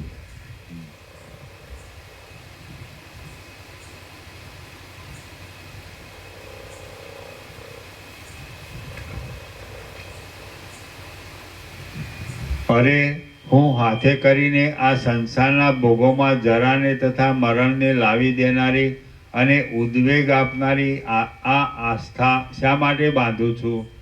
આ ભોગ આદિની સંપત્તિ જાય તો ભલે જાય અને રહે તો ભલે રહે, પણ એના ઉપર હું આટલો બધો આગ્રહ શા માટે રાખું છું? આ સંપત્તિ તો પાણીના પરપોટાની પેઠે ખોટી જ ઊભી થયેલી જોવામાં આવે છે. જે પૃથુ તથા મરુત આદિ મોટા વૈભવોવાળા ચક્રવર્તી રાજાઓ અને સારા ગુણોવાળા સ્નેહીઓ તથા બાંધવો પૂર્વકાળમાં હતા, તેઓ આજે સ્મરણ માત્રમાં જ રહ્યા છે. તો તેવું જોવા છતાં આ વર્તમાન સુખોનો શો ભરોસો રાખવો? પૂર્વના રાજાઓના જૂના ધનો ક્યાં ગયા અને પૂર્વના બ્રહ્માઓના જૂના બ્રહ્માંડો ક્યાં ગયા? તો હું આ મારા ધનાદિક ઉપર વિશ્વાસ રાખું છું એ કેવું કહેવાય? લાખો ઇન્દ્રો પણ પાણીમાં પરપોટાઓની પેઠે કાળમાં ગળી ગયા છે. તો આ હું જીવવા ઉપર આસ્થા બાંધી બેઠો છું, તેની મહાત્મા પુરુષો હાંસી કર્યા વિના કેમ રહેશે? કરોડો બ્રહ્માઓ મરી ગયા છે, કરોડો સૃષ્ટિઓ નષ્ટ થઈ ગઈ છે અને કરોડો રાજાઓ ધૂળમાં મળી ગયા છે. તો મને આ જીવિત ઉપર શો વિશ્વાસ? આ સંસારરૂપી રાત્રિમાં થયેલી દેહાદિકની પ્રતીતિરૂપ સ્વપ્નમાં જો હું આસ્થા બાંધું તો એ મારા અવિવેકને ધિક્કાર છે. આ દેહ હું છું એવી જે કલ્પના થઈ છે એ ખોટી જ છે. તે છતાં હું અહંકારરૂપી પિશાચના વળગાડવાળો થઈને મૂર્ખની પેઠે કેમ બેઠો છું? નિરાકાર છતાં પણ બહુ વિસ્તારવાળી આ કાળની ગતિથી મારું આયુષ્ય ક્ષણે ક્ષણે તૂટતું રહે છે. હાય, આ હું જોઉં છું, છતાં પણ હું શા માટે વિચાર કરતો નથી? હે જીવિતની આશા, બ્રહ્માદિકને પોતાના પગની નીચે દાબી દેનારા અને જાણે દડાઓથી રમતા હોય તેમ વિષ્ણુ આદિના દેહોથી રમનારા હજારો રુદ્રોને પણ કાળ ખાઈ ગયો છે. તો તું શા માટે મારામાં નાચા કરે છે? મારી આટલી અવસ્થા સુધીમાં અસંખ્યાત દિવસો આવ્યા અને અસંખ્યાત દિવસો ગયા, પણ તે દિવસોમાં આજ સુધી કોઈ એવો દિવસ જોવામાં આવ્યો નથી કે જેમાં કોઈ એકાદ પણ અવિનાશી વસ્તુ પ્રાપ્ત થઈ હોય. જેમ તળાવમાં સારસ પક્ષીઓ સ્ફુરે છે, તેમ સર્વ લોકોના ચિત્તમાં ભોગો સ્ફુરે છે, પણ આત્મવિચારો સ્ફુરતા નથી. જેમ તળાવમાં સારસ પક્ષીઓ સ્ફુરે છે, તેમ સર્વ લોકોના ચિત્તમાં ભોગો સ્ફુરે છે, પણ આત્મવિચારો સ્ફુરતા નથી. હું આજ સુધી વિરક્ત થયો નથી, માટે કષ્ટથી પણ અતિ કષ્ટને પ્રાપ્ત થયો છું અને દુઃખથી પણ અતિ દુઃખને પ્રાપ્ત થયો છું. મને અધમ મનવાળાને ધિક્કાર હો! જે વસ્તુઓને રમણીય જાણીને મેં તેઓમાં દ્રઢ ભાવના બાંધી, તે સઘળી વસ્તુઓ નષ્ટ થઈ ગઈ. માટે આ સંસારમાં સારું શું છે? મધ્યમાં મનોહર લાગતી જુવાની, અંતમાં મનોહર લાગતો ધર્મ અને પ્રાપ્તિ સમયે મનોહર લાગતા વિષયો, એ સઘળું વિનાશરૂપી ચંડાળથી દૂષિત છે અને અપવિત્ર જ છે. માણસ જે પદાર્થોમાં આસ્થા બાંધે છે, તે પદાર્થોમાં તેને અત્યંત દુઃખનો પ્રાદુર્ભાવ થતો જોવામાં આવે છે. આ સંસારમાં અવિવેકી માણસો દિવસે દિવસે અધિક પાપિષ્ટ, અધિક ક્રૂર અને અધિક ખેદ આપનારી દશાને પ્રાપ્ત થતા જાય છે. મૂર્ખ મનુષ્ય બાલ્યાવસ્થામાં અજ્ઞાનથી ખરાબ થાય છે, જુવાનીમાં કામદેવથી ખરાબ થાય છે અને બાકીની અવસ્થામાં સ્ત્રીની ચિંતાથી ખરાબ થાય છે. તો પછી પોતાના ઉદ્ધારનું કાંઈ સાધન કરવું એ ક્યારે બને? આ સંસાર આરંભમાં તથા અંતમાં હોતો નથી, રસ વગરનો છે. દરિદ્રતા તથા રોગ આદિ દશાઓના ફેરફારોથી દૂષિત છે અને તેમાં સારરૂપ સમજાયેલી ધનાદિક વસ્તુઓ પણ સાર વિનાની છે. દુર્મતિ પુરુષ એ સંસારને આસક્તિથી જોયા કરે છે, એ કેવું ગણાય? રાજસૂય અને અશ્વમેધ આદિ સેંકડો યજ્ઞો વડે યજન કરવાથી પણ બ્રહ્મલોકની પ્રાપ્તિથી વધારે ફળ મળે એમ નથી, અને એ બ્રહ્મલોક પણ મહાકાળના એક નાના સરખા ભાગમાં જ નાશ પામે છે. પૃથ્વીમાં, પાતાળમાં કે સ્વર્ગમાં પણ એવો કયો પ્રદેશ છે?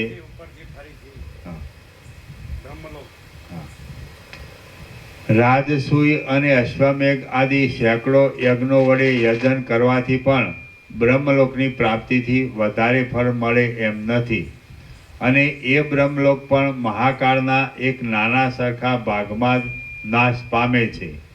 પૃથ્વીમાં, પાતાળમાં કે સ્વર્ગમાં પણ એવો કયો પ્રદેશ છે કે જેમાં આ આપદાઓ રૂપી ઝેરી ભ્રમરીઓ કરડી ખાય નહીં? આધિઓ ચિત્તરૂપી રાફડામાં રહેનારા સર્પોરૂપ છે, અને વ્યાધિઓ શરીરરૂપી વૃક્ષના પલ્લવો રૂપ છે. તેમનું નિવારણ કેમ થાય?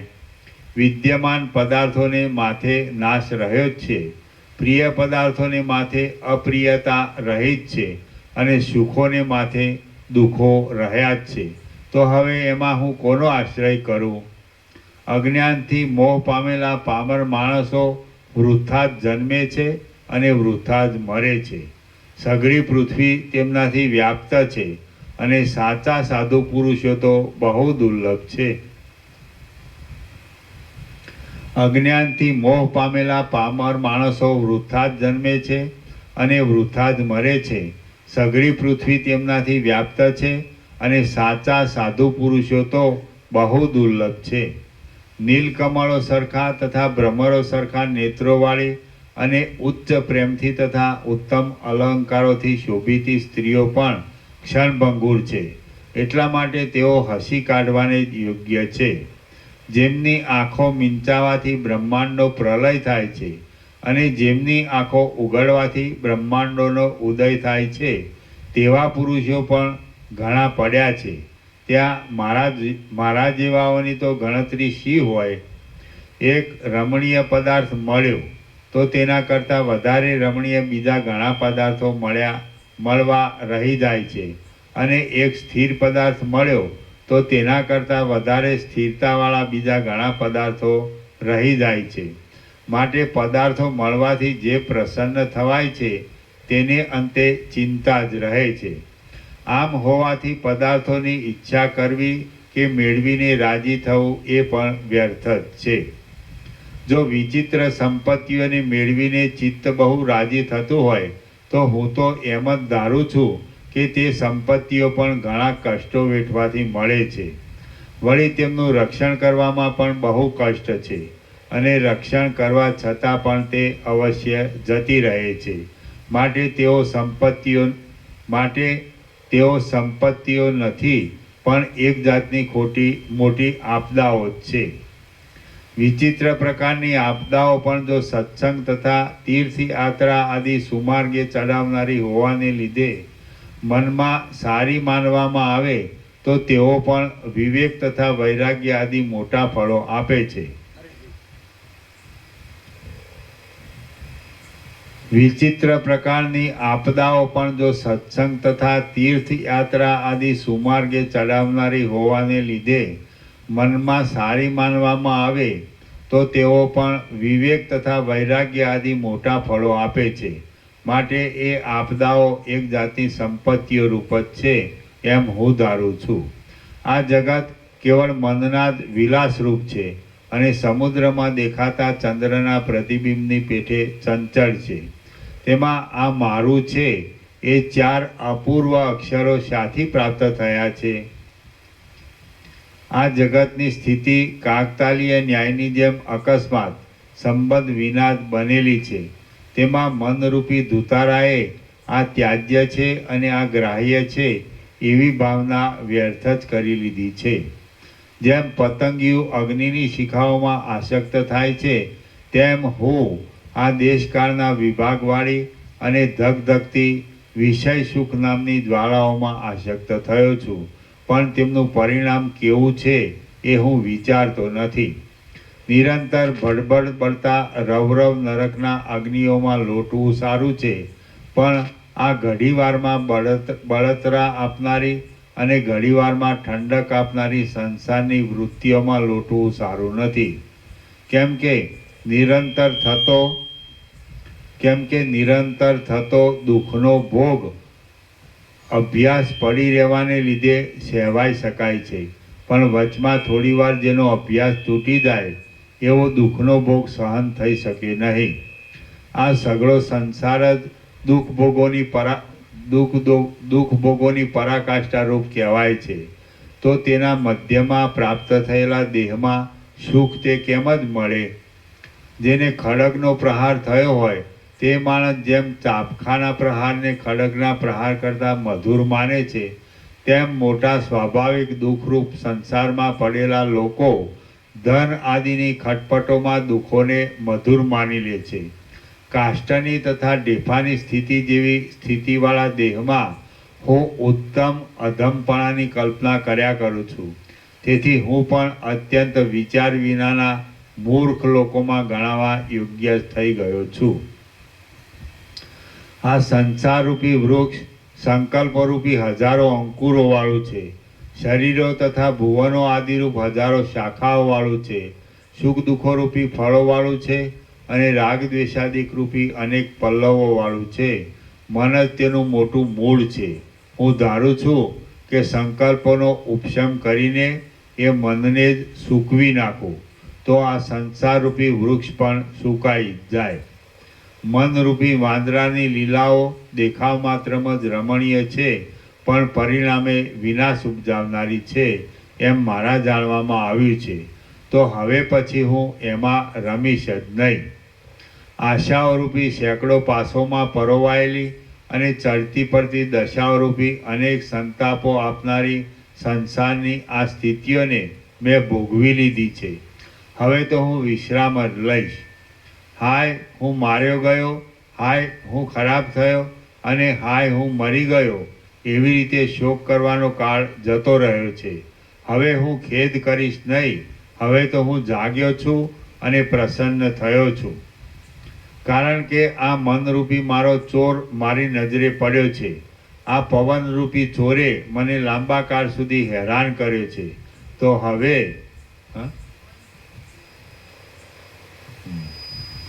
આ મનરૂપી ચોરે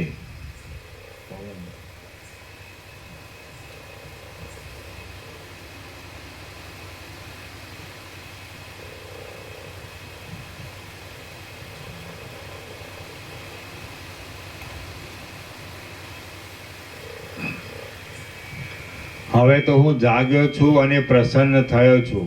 કારણ કે આ મનરૂપી મારો ચોર મારી નજરે પડ્યો છે. આ મનરૂપી ચોરે મને લાંબા કાળ સુધી હેરાન કર્યો છે. તો હવે એ ચોરને હું મારી નાખીશ. મારું મનરૂપી મુક્તાફળ આટલા કાળ સુધી વિંધાયું ન હતું, પણ હમણાં વિંધાઈ ગયું છે. માટે હવે તેને સમદમાદિક ગુણ દોરો. માટે હવે તેને સમદમાદિક ગુણનો સંયોગ આપવો યોગ્ય છે. હું ધારું છું કે મારા મનરૂપી હિમની કણી વિવેકરૂપી સૂર્યના તડકામાંથી તરત પીગળી જશે અને તે કદી પણ પાછી જામશે જ નહીં. મહાત્મા સિદ્ધ લોકોએ મને અનેક પ્રકારના વાક્યોથી ઉપદેશ આપ્યો, એ બહુ સારું થયું. એથી તો હું આનંદની પ્રાપ્તિને અર્થે આત્માને અનુસર્યો છું. મને હમણાં આત્મારૂપી મણિ મળ્યો છે. માટે હવે હું બીજી તૃષ્ણાઓને ત્યજી દઈને એકાંતમાં બેસીને સુખથી એ મણિને જોયા કરીશ. જેમ શરદ ઋતુમાં પણ મેઘ હિમાલયાદી પર્વતમાં સ્થિર રહે છે, તેમ હું રાજ્યની ખટપટમાં પણ સ્થિર રહીશ. આ દેહ હું છું અને આ રાજ્ય તથા આ ધન આદિ મારું છે. એ રીતના મારા મનમાં સ્ફુરેલા અસત્યને અભ્યાસ આદિના બળથી અત્યંત દૂર કરી નાખીને, તેમજ અત્યંત બળવાળા આ મનરૂપી શત્રુને મારી નાખીને હવે હું શાંતિ પામું છું. હે વિવેક, આ સુખ મને તારા પ્રભાવથી જ મળ્યું છે. માટે હું તને પ્રણામ કરું છું. શ્રી યોગ વાસિષ્ઠ મહારામાયણમાં ઉપશમ પ્રકરણનો જનક વિતર્ક નામનો સર્ગ 9મો સમાપ્ત. સર્ગ 10મો. જનક રાજાએ કરેલો અંતિમ નિશ્ચય. આ 10મા સર્ગમાં દ્વારપાળે મધ્યાહન કાર્યો કરવાની વિજ્ઞપ્તિ કર્યા છતાં પણ જનક રાજાએ ચૂપ રહીને પાછો એનો એ વિચાર કર્યો, એ કથા કહેવામાં આવશે. વશિષ્ઠ બોલ્યા, હે રામ, જનક રાજા એ પ્રમાણે વિચાર કરતો હતો. ત્યાં જેમ સૂર્યના રથની આગળ અરુણ આવે, તેમ તેની આગળ એક દ્વારપાળ આવ્યો. દ્વારપાળ બોલ્યો, સઘળી પૃથ્વીને પોતાના હાથ ઉપર વિશ્રાંતિ આપનારા હે મહારાજ, આપ ઉઠો અને રાજરીતિ પ્રમાણે દિવસના કરવાના કાર્યો કરો. આપને સ્નાન કરાવનારી સ્ત્રીઓ ગળાઓમાં પુષ્પોથી, કપૂરથી તથા કેસરથી સુવાસિત કરેલું જળ ભરીને સ્નાન ભૂમિમાં તૈયાર થઈને ઊભી છે. અને તેઓ જળના સંબંધને લીધે દેહધારી નદીઓ હોય એવી શોભે છે. આપની સ્નાન ભૂમિના તળાવના કિનારાઓમાં કમળોના તથા કલહારોના વનોની અંદર ભ્રમરો ભમ્યા કરે છે. અને તેમની પાસે કમળોના નાળોરૂપી રજ્જુઓથી બાંધીને વસ્ત્રોના મંડપો તૈયાર કરવામાં આવ્યા છે. સ્નાનને સમયે આપની સેવા કરનારા રાજાઓના ચામરોથી, રથોથી, હાથીઓથી, ઘોડાઓથી અને છત્રોથી એ તળાવના કિનારાઓ ભરાઈ ગયા છે. આપના દેવપૂજાના મંદિરમાં સઘળા પુષ્પોથી ભરપૂર અને અન્નોથી તથા જ્વારા આદિ ઔષધિઓથી સુશોભિત એવા થાળો નિયમ પ્રમાણે ગોઠવીને રાખવામાં આવ્યા છે. હે દેવ, જે મને નિત્ય દક્ષિણા આપવામાં આવે છે એ જેમને નિત્ય દક્ષિણા આપવામાં આવે છે એવા બ્રાહ્મણો સ્નાન કરીને તથા પવિત્રીઓ પહેરીને સ્નાનના સમયમાં અગમર્ષણ મંત્રોનો જપ કરવા માટે તૈયાર થઈ રહ્યા છે. અને ત્યાં આપના પધારવાની જ રાહ જુએ છે. હે પરમેશ્વર, આપની રાણીઓએ ભોજનશાળાને ચંદન આદિના લેપનોથી શીતળ કરી છે અને તેઓ સજ્જ થઈ હાથમાં સુંદર ચામર લઈને આપની રાહ જુએ છે. આપનું મંગલ હો. આપ તરત ઉઠો અને નિત્યનું નિયમિત કાર્ય કરો. મહાત્માઓ પોતાના કાર્યોમાં સમય વિતાવે નહીં. વશિષ્ઠ બોલ્યા, હે રામ, એ મોટા દ્વારપાળે એ પ્રમાણે વિજ્ઞપ્તિ કરી, છતાં જનક રાજા તો સંસારની વિચિત્ર સ્થિતિનું આ પ્રમાણે ચિંતન જ કરી રહ્યો. આ રાજ્યને સુખરૂપ માનવામાં આવે છે, પણ તે કેટલુંક છે? હવે મારે આ ક્ષણભંગુર રાજ્યનું પ્રયોજન જ નથી. આ સગળું માયાના આડંબર જેવું મિથ્યા છે.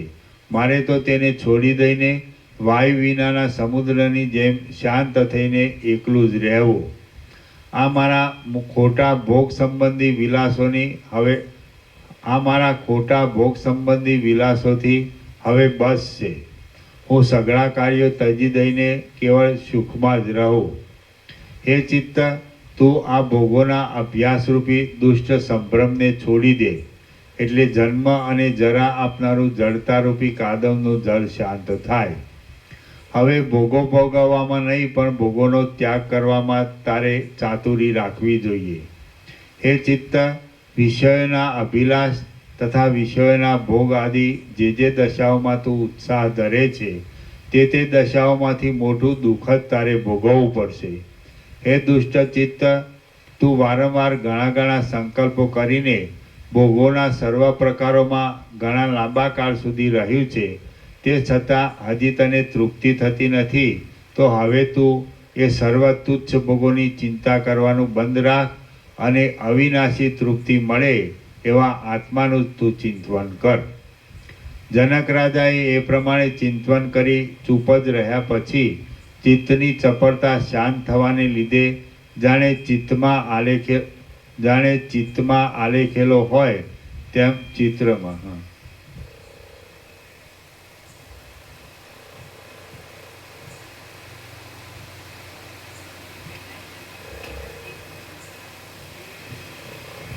જનક રાજાએ એ પ્રમાણે ચિંતન કરી ચૂપ જ રહ્યા પછી ચિત્તની ચપળતા શાંત થયાને લીધે જાણે ચિત્રમાં આલેખેલો હોય તેમ નિશ્ચળ બેઠો રહ્યો. રાજાઓના મનની વૃત્તિને અનુસરવામાં કેળવાયેલો દ્વારપાળ પણ રાજાની મોટાઈને લીધે અને ભયને લીધે ફરીવાર કાંઈ પણ બોલ્યો નહીં. પછી થોડીવાર સ્થિર રહીને જનક રાજા શાંતિયુક્ત મનથી પ્રાણી જીવન વિશે વળી આમ વિચાર કરવા લાગ્યો. આ સંસારમાં કઈ વસ્તુ સારી છે કે તેનું હું પ્રયત્નથી સંપાદન કરું, અને કઈ વસ્તુ નાશ વિનાની છે કે તેમાં હું વિશ્વાસ બાંધું. આ જગતમાં જે વસ્તુ ઉત્પન્ન થઈ છે તેમાંની કોઈ પણ વિનાશ વિનાની નથી. માટે ક્રિયાઓ કરવાથી કે ક્રિયાઓ છોડી દેવાથી કઈ સાચી વસ્તુ મળે એમ છે? આ મિથ્યા જ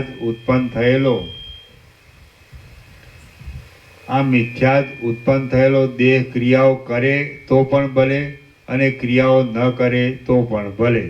હું તો સર્વદા એક સ્થિતિવાળા શુદ્ધ ચૈતન્ય રૂપ છું. મને ક્રિયાઓ કરવાથી કશી હાનિ થવાની નથી અને ક્રિયાઓ ન કરવાથી કશો લાભ થવાનો નથી. હું નહીં મળેલી વસ્તુની ઈચ્છા નહીં કરું અને મળેલી વસ્તુનો ત્યાગ નહીં કરું. કેવળ મારા સ્વરૂપમાં જ સ્વસ્થપણાથી રહીશ. મારે કર્મ કરવાથી કે ન કરવાથી કાંઈ પણ હાનિ કે લાભ નથી. કરવાથી કે ન કરવાથી જે વસ્તુ પ્રાપ્ત થાય છે તે દુઃખમય જ છે અને મિથ્યા જ હોય છે. શાસ્ત્રથી તથા લોકાચારથી પ્રાપ્ત થયેલી ક્રિયાઓ કરું અથવા ન કરું તો પણ મને એવી કોઈ વસ્તુની ઈચ્છા નથી કે તે વસ્તુ લેવા માટે હું પ્રયત્ન કરું. આથી આ દેહ ભલે વ્યવહારના ક્રમથી પ્રાપ્ત થયેલી ચાલતી ક્રિયા કરે, કોઈ પણ ચલન નહીં મળવાથી દેહ સુકાઈ જવાનો સંભવ જ છે, તો દેહ સુકાવી નાખવાનું પણ મારે આવશ્યક નથી. ક્ષમતા પામેલું અને નિષ્કામ થયેલું મન વાસનાઓથી રહિત રહે તો પ્રારબ્ધ કર્મ વડે પ્રાપ્ત કરેલા દેહના ચલન અને અચલન એ બંને ફળમાં સરખા જ છે. કોઈથી પણ પુણ્યનો કે પાપનો ઉદય થાય એમ નથી. કર્મોથી થયેલા ફળોમાં જે કર્તાપણું અને ભોગતાપણું થાય છે તે મનને લીધે જ છે. માટે મન જો શાંત થયું હોય તો કરેલું પણ ન કરેલું થાય છે અને ભોગવેલું પણ નહીં ભોગવેલું થાય છે. જો પુરુષને મનમાં કરતા ભોગતાપણાનો અભિનિવેશ હોય તો જ કર્મો કરતા પુરુષને કરતા ભોગતાપણું પ્રાપ્ત થાય છે. મારું મન તો કરતા ભોગતાપણાના અતિ આગ્રહરૂપી રોગથી રહિત થયું છે અને બુદ્ધિ આત્મપદના દ્રઢ નિશ્ચયવાળી થઈ છે. માટે હું પાપ પુણ્યના ફળ મળવાની શંકાથી થતી તમામ અધીરતાને ત્યજી દઉં છું. સર્ગ 10મો સમાપ્ત. સર્ગ 11મો. સર્ગ 11મો. જનક રાજાએ ચિત્તને આપેલો બોધ. આ 11મા સર્ગમાં જનક રાજાએ દિવસનું કાર્ય કરી લીધું અને પાછો રાત્રિ વ્યતીત થવાના સમયમાં ઘણા વિચિત્ર વિવેકોથી ચિત્તને બોધ આપ્યો એ કથા કહેવામાં આવશે. વશિષ્ઠ બોલ્યા, હે રામ, તે જનક રાજાએ આ પ્રમાણે વિચાર કર્યો અને જેમ સૂર્ય અભિમાનથી રહિત રહીને દિવસ કરવાને માટે જ સમુદ્રમાંથી ઉઠે છે તેમ તે અભિમાનથી રહિત રહીને જ રાજરીતિથી પ્રાપ્ત થયેલી ક્રિયાઓ કરવા માટે મહેલમાંથી ઉઠ્યો. એ રાજાએ આ મારું ઈષ્ટ છે અને આ મારું અનિષ્ટ છે એવી કલ્પનાઓ કરાવનારી વાસનાઓને ચિત્તમાંથી ત્યજી દીધી અને જાગ્રત અવસ્થામાં પણ સુષુપ્તિવાળા જેવા નિરઅભિમાન રહીને તેણે પ્રાપ્ત થયેલી ક્રિયાઓ કરી. પૂજ્ય લોકો રાજી રહે એ રીતે એ દિવસની સઘળી ક્રિયાઓને પહોંચી વળીને એ રાજાએ એવી ને એવી ધ્યાનની લીલાથી પોતે એકલાએ તે રાત્રિ વીતાવી. એના મનમાંથી વિષયો સંબંધી ભ્રમણ શાંત થઈ ગયું હતું અને મનને સમાહિત કરીને તે રહ્યો હતો. પછી એ રાત્રિ વીતી જવા આવી તે સમયે તેણે પોતાના ચિત્તને આ પ્રમાણે સમજાવ્યું કે હે ચંચળ ચિત્ત, આ સંસાર તારા સુખને માટે નથી પણ દુઃખને માટે જ છે. એટલા માટે તું સંસારની ખટપટ ત્યજી દઈને ઉપશમ ધારણ કર. ઉપશમ ધારણ કરવાથી તને વિક્ષેપો વિનાનું સાચું સુખ મળશે. જેમ તું રમત કરતાં સંકલ્પોને ઉત્પન્ન કરે છે તેમ તારી ખટપટને લીધે સંસાર મોટો થતો ચાલે છે. જેમ પાણીના સિંચનથી વૃક્ષ સેંકડો શાખાઓવાળું થઈ જાય છે તેમ તે સંસાર સેંકડો શાખાઓવાળો થાય છે. અરે શઠ ચિત્ત, જેમ જેમ તું ભોગોની ઈચ્છા કરતું જાય છે તેમ તેમ અસંખ્ય વ્યથાઓ ઉત્પન્ન થતી આવે છે. કારણ કે જન્મ મરણ આદિ સંસારની સૃષ્ટિઓ વાસનાઓની જાળના વિલાસથી થાય છે. આથી તું વિચિત્ર ચિંતાઓ ત્યજી દઈને ઉપશમ પામ. તું વિવેક રાખીને આ ચપળ સંસારની સૃષ્ટિને અને ઉપશમના સુખને કાંટામાં નાખીને તોડી જો. પછી જો તને સંસારની સૃષ્ટિમાં સાર જોવામાં આવે તો તેને જ વળગી રહેજે. સંસારમાં આસ્થા રાખવી એ જ નિસ્સાર જ છે. એટલા માટે તે આસ્થાને છોડી દે. આ પ્રિય છે એમ સમજીને કોઈ વસ્તુનું ગ્રહણ કર નહીં અને આ અપ્રિય છે એમ સમજીને કોઈ વસ્તુનો ત્યાગ કર નહીં, પણ કેવળ સાક્ષીને પામવાની ઈચ્છાથી તું સ્વતંત્ર રીતે મોજ કર. હે ભલા ચિત્ત, કોઈ પદાર્થ પ્રથમ ન હોય અને પાછળથી તને મળે અથવા કોઈ પદાર્થ પ્રથમ મળ્યો હોય અને પાછળથી જતો રહે તો એના ગુણ દોષોથી તારે કોઈ જાતની હર્ષ શોક આદિરૂપ વિષમતા ધરવી નહીં. તારે દ્રશ્ય વસ્તુની સાથે લેશ માત્ર સંબંધ નથી, કારણ કે દ્રશ્ય વસ્તુ મુદ્દલ છે જ નહીં. જે વસ્તુ મુદ્દલ ન જ હોય તેની સાથે વળી સંબંધ કેવો હોય? તું પણ મિથ્યા છે અને દ્રશ્ય વસ્તુ પણ મિથ્યા છે. માટે તારે અને દ્રશ્ય વસ્તુને સંબંધ છે જ નહીં. વાંજણીના પુત્રને અને આકાશના ફૂલને સંબંધ છે એમ જે બોલવું એ તો વિચિત્ર અને અપૂર્વ અક્ષરો જ કહેવાય. હે સુંદર ચિત્ત, કદાચ દ્રશ્ય વસ્તુ મિથ્યા હોય અને તું સાચું હોય તો પણ તારે અને દ્રશ્ય વસ્તુને સંબંધ ઘટતો નથી. સાચાને અને ખોટાને સંબંધ કેમ ઘટે? મોયેલાને અને જીવતાને સંબંધ તે હોય એ તું જ કહે. એ ચિત્ત, કદાચ તું પણ સર્વદા હોય અને દ્રશ્ય વસ્તુ પણ સર્વદા હોય તો કદી પણ ઈષ્ટ વસ્તુનો વિયોગ થવો ઘટતો નથી. માટે હર્ષ કે શોક કરવાનો અવકાશ જ ક્યાં છે? આથી હે ચિત્ત, તું વિષયોના ચિંતવનરૂપી મોટી ચિંતાને છોડી દે અને મૌન રહીને સ્વરૂપમાં સ્થિતિ કરવાનો ઉત્સાહ ધારણ કર. આ વિક્ષેપરૂપી સમુદ્રમાં પડીને હાલક ડોલક થવારૂપી ભૂંડી સ્થિતિને તું છોડી દે. હે સમજુ ચિત્ત, તું રમતને માટે કરેલા દારૂના દડાની જેમ સળગીને પોતાની મેળે જ નિરર્થક ઉછળ્યા કરે છે. તો હવે તેમ કરવું છોડી દે.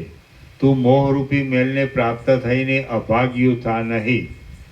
હે શઠ મન, આ દ્રશ્ય વર્ગમાં કોઈ પણ એવી સર્વોત્તમ વસ્તુ નથી કે તે મળવાથી તને અત્યંત પરિપૂર્ણતા મળે.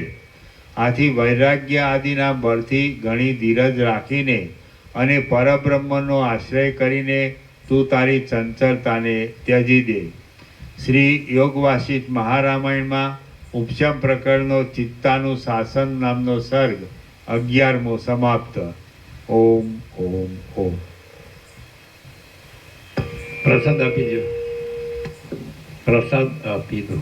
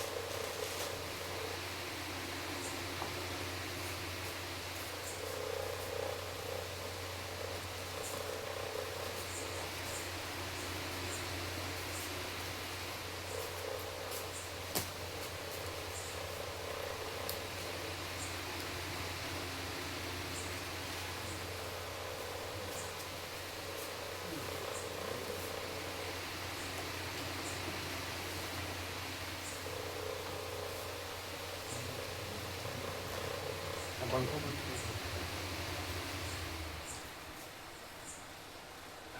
આ લઈએ.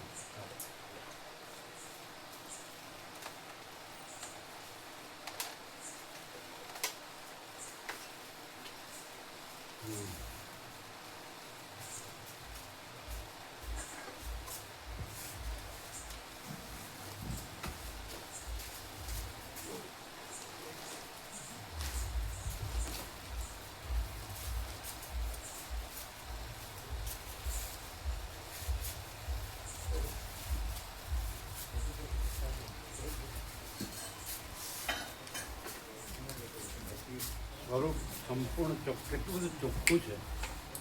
એક વશિષ્ઠને એક સર્ગ પરમ ચિદાકાશ પરમ જ્યોતિ અખંડ જ્યોતિનું સમર્થન કરે છે કે આ જ છે એક વચનામૃતમાં.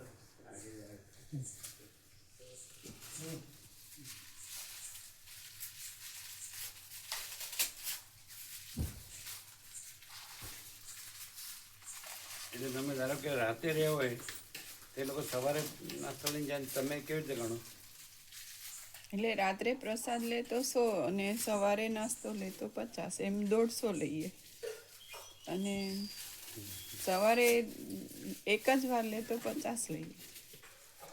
હું બોલે ગોળ ગોળ બોલે. શિવરાવાળા સવારે નાસ્તો લઈને ગયા હતા? હા હા. હા, તો તમે કેવી રીતે ગણો?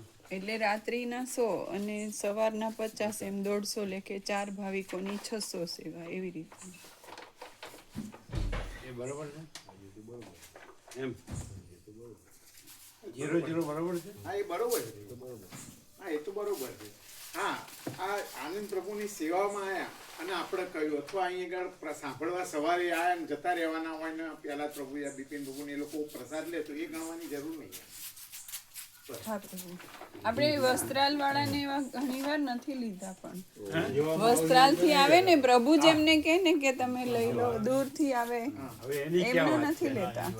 હા. પણ તમે બીજાના લીધા છે હા, લીધા તો છે.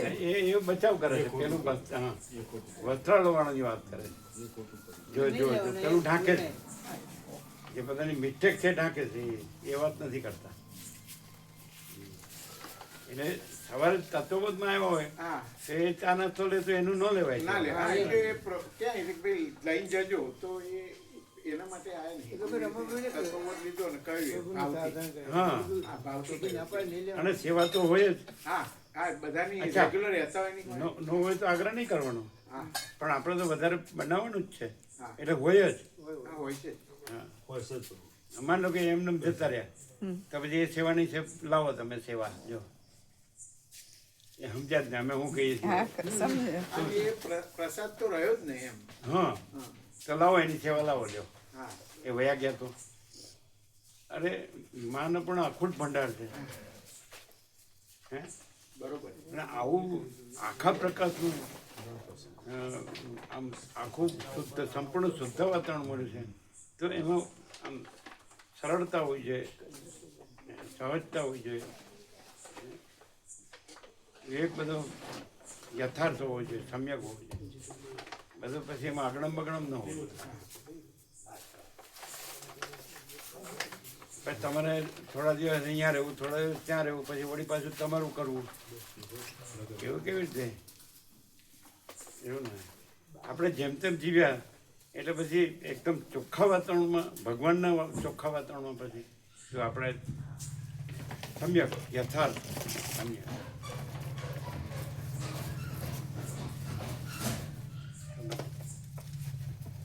તો ઇન્નેટ છે પહેલેથી, અને એ આખું ખુલ્લું મૂક્યું છે આમ.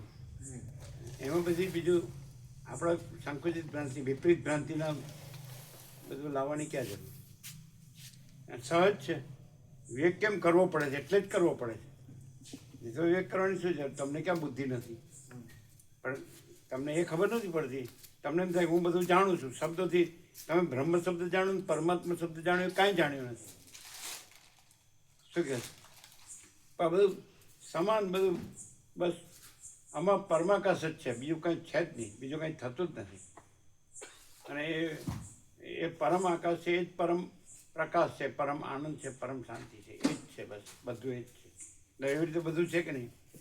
એક એક વાક્ય એવું છે કે નહીં? બિલકુલ. તો એમાં દૂર દૂરથી કેવી રીતે આવ્યા હોય બધા, એટલે અજ્ઞાનમાં જ બધા એકદમ રચ્યા પચ્યા હોય, એમાંથી આવી ગયા હોય તો એને પાછું, એટલે એ અજ્ઞાનથી જ વિચારે. સમજાય છે કે ચાલો અહીંયા આવું છે તો નથી આવવું એમ. એને એવું ન હોય કે પૈસા કાંઈ નથી અને બસ હાથ સાચું છે, પેલું બધું ખોટું છે એટલે વધુ આમાં લાભ લેવો, એવું ન હોય. અને પેલું ગમે તે લાખો નાખી દે, હમ ગમે તેમાં હાવ નકામામાં, હમ સમજે એને આનું ન હોય. એટલે કેમ વધુ એને એમ કે ચલો અહીંયા કોઈ ભાર નથી, હમ કે અહીંયા કોઈ ખેંચાણ નથી, કે કાંઈ હવે સ્વાર્થ કે પ્રપંચ કે કંઈ લેવાનું કે ભેગું કરવાનું કે એવું નથી. એમ આપણે આત્માની સાચી શાંતિ મળે છે, સાચો આનંદ, સાચો આપણને સાંભળવા પ્રકાશ મળે છે, જ્ઞાન મળે છે. તો એમાં એ પાછું એને બ્રેક આવે એવું ન કરવું જોઈએ, કારણ કે એની ગણતરી પૈસાની જ હોય. સમજે? તમે પોતે પૈસાની ગણતરીથી જ બધું કર્યું છે કે વધુ પૈસાવાળો હોય તો હું વધારે ભોગવું. એ પૈસાને ભોગવને મહિમાવાળી બુદ્ધિથી, ભ્રાંતિથી અહીં કામ ન કરવું જોઈએ. એમ પૈસા કાંઈ નથી ને ભોગવો કાંઈ નથી એમ એને અનુભવવું જોઈએ. ત્યાં તો એને દુઃખ હોય પણ એને એવો અંદર ઇન્વોલ્વ ફસાઈ ગયો હોય એટલે એ ખબર પડે તો એમાંથી નીકળી શકતો ન હોય. એટલે અહીંયા એને એ કોઈ પ્રતિબંધ ન આવે એમ કે મારા એ પૈસા આપવા પડે છે. સમજાય કે આ નહીં સમજાય, અમે કંઈ પણ તમે સમજાય, આઈડિયા ન આવે. એ આખું ઊંધું જ છે ચક્કર. જે માયાનું કે સંસારનું જે કંઈ કહો ને, દેહાધ્યાસને, હું મારું, સ્ત્રી પુરુષને, આ બધું પ્રજા અને પ્રજાની પ્રજા અને ઘર ને ધન ને માન ને, તો એમાં આ સાચું છે, સંપૂર્ણ સાચું છે એવું સમજાયું જ નથી. એવો કોઈ માણસ એવો અમારે જોવામાં નથી આવતો. એટલે હવે પહેલાં ભગવું પહેર્યું, ચાલો તો આજે ભગાપુર જતા આજે જવાનું કારણ શું? ચાલો કહો. એટલે ડૉક્ટર વસંત પ્રભુ જતા રહે એટલે કે ટ્રીટમેન્ટ બંધ થઈ પૂરી થઈ ગઈ, હવે ત્યાં ટ્રીટમેન્ટ કરીશું એમ. તમારું વખાઈ ગયું છે. વસંત પ્રભુની સેવા વસંત પ્રભુ સેવા સારી કરતા હતું. હવે અને શું જીતુનું ખ્યાલ આવે? આજે જવાનું શું પ્રયોજન હતું? લ્યો. અને અમને તો એ લોકો કહ્યું નહીં, નીકળ્યા ત્યાંથી ના કંઈ તમે જવાના છીએ એવું. આ તો ભગુભાઈ કહેતા સામાન બંધાવવાનું કહેતા હતા મને. આપણે એમ કહો કે આનો કઈ અર્થ ખરો? એટલે એમ નહીં, ત્યાં જઈને અહીંથી શું અધિક છે અને એ શું શાંતિ નથી, શું નથી સમજાતું નહીં. હું આ બધું એટલે એમાં ઉપરથી ભગવાનથી ભ્રમિત થવાય છે એમ. ત્યાં અમુક મને માનનારું મારું ગ્રુપ હોય આવે, શું હોય બીજું? બીજું શું હોય? બીજી કઈ નહીં. સમજાય? પેલા 5-5 હજારમાં રૂમો લીધી હોય એને પેલા ટ્રસ્ટીઓ એમ કહે કે તમે નહીં આવો તો પછી રૂમ તો ટ્રસ્ટમાં જ રહેશે, પછી તમારું કોઈ તમે વેચી ન શકો, એવું બધું હોય જ ને. એટલે એ અમે કીધું ત્યારે ના પાડતા, પછી સોમાપ્રભુ કીધું ના એવું છે, એમણે ના પાડી હતી કે ના એવું નથી. અમે કીધું 5-5 હજારની રૂમો લે, ભાવિકો લે, એટલે સોમાપ્રભુ કે ના એવું જ છે. પેલા કે ડૉક્ટરને બતાવું છે એમ કરીને વયા ગયા કેટલાય લાંબા કાળ સુધી, તો ડૉક્ટર નહીં સીધા ત્યાં જ વયા ગયા હતા. બતાવ્યું નહીં પછી ખબર છે? હા. ડૉક્ટરનું કહીને ગયા, ડૉક્ટર પાસે નહોતા ગયા. અને પછી કે આ સર્વશ્રેષ્ઠ છે અહીંયા એમ કહેવાનું. પછી રફુ ચક્કર. એટલે શું છે? ચાલો એની પાસે જવાબ માગો તો આપી શકે કંઈ? અમે તો કહે જ નહીં કે શું કામ કહીએ. હવે આ જે અમે તમને શું કામ કહીએ? તમે કહો મારે ગાંધીનગર જવું છે, અમે શું કામ કહીએ? તમને ખબર. આટલા વર્ષો ત્યાં અહીં 50 બેઠું ઉત્તર ગુજરાતમાં, મહાબિલિસ્કરમણને 51 પૂર્ણ થઈ ગયા અને કરોડો આવી ગયા. એમ અતિશયોક્તિ ન કરીએ તો એવું ન કહેવાય. મૂકા પ્રભુ 5-5 પેઢી જોઈએ છીએ તો કરોડો આવી ગયા. બધા એટલે એ કેવું આમ બંધારણ કેવું થઈ ગયું છે કે બસ આ જ છે, બીજું કંઈ છે જ નહીં. શું એવું નહીં? અને આ બધું સાંભળે તો કે સત્ય છે, સંપૂર્ણ સત્ય છે, એક વાક્ય સત્ય છે એમ કે છે બધા.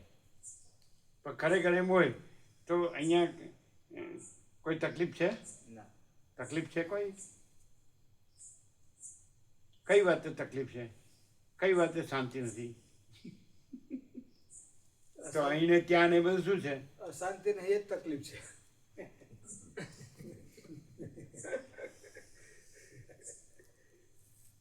એ કઈ જવાબ છે? ત્યાં જવું પડે એવું શરીરથી કે મનથી કે જીવથી શું કામ કરવું જોઈએ? ત્યાં જવું પડે એવું શરીરથી મનથી કે જીવથી શું કામ કરવું જોઈએ? જો આ આપણને સંપૂર્ણ સાચું લાગતું હોય તો આ જ છે ને બીજું નથી. એટલે આ એટલે દ્રશ્ય ભ્રાંતિથી નથી જોવાનું.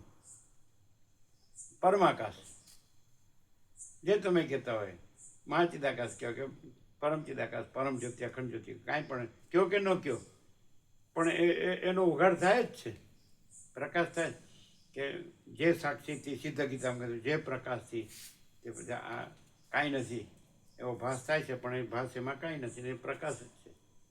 એ તો ખબર પડે એવું છે. કાં તો એમ કહેવું પડે કે આ જે માણસ છે તો એની આ એક આમાં ગ્રંથિ થઈ ગઈ છે, એક મૂળતા જડતા ને એક પકડાઈ ગયું છે, અને એ બધા છે એ કંઈક એમની બુદ્ધિએ વિકાસ કર્યો છે.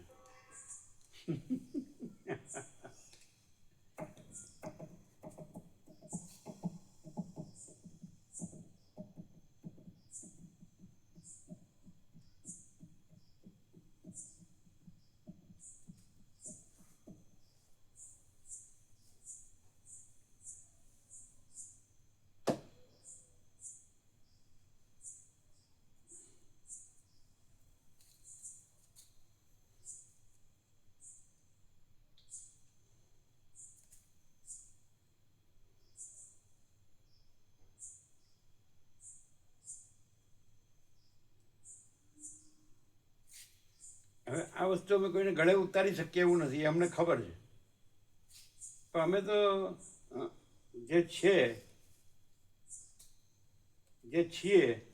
તો એ જ સહજ છીએ, અને એ રીતે અમે રહ્યા છીએ. અમારી અંદરથી જે અમે છીએ એ કોઈને દેખાતું નથી, બધા જેવા અમે છીએ એવું દેખાય છે. એને એમ કે આ બોલે છે અથવા સાંભળે છે અથવા વિચારે છે એમ, સમજાય? એટલે એનું શું કહેવાનું? તમને આમ આઈડિયા આવે ખરો કંઈ? કેમ લાગે કે આ જે બધું દેખાય છે બે સાચું છે, પ્રકાશ એ સાચો છે, અને આ બધું આપણે છીએ ને આ બધું છે ને એ પણ સાચું છે. તો એમાં અહીંયા તમને કંઈ આમ દેખાય ખરું? ખરું દેખાય? હા બિલકુલ. કેવી રીતે? એ રિયાલિટી જે રહેલી છે એ રિયાલિટી અને એ રિયાલિટી જે પ્રગટ થઈ છે એ બેની અંદર કોઈ ડિફરન્સ નથી એમ, બિલકુલ.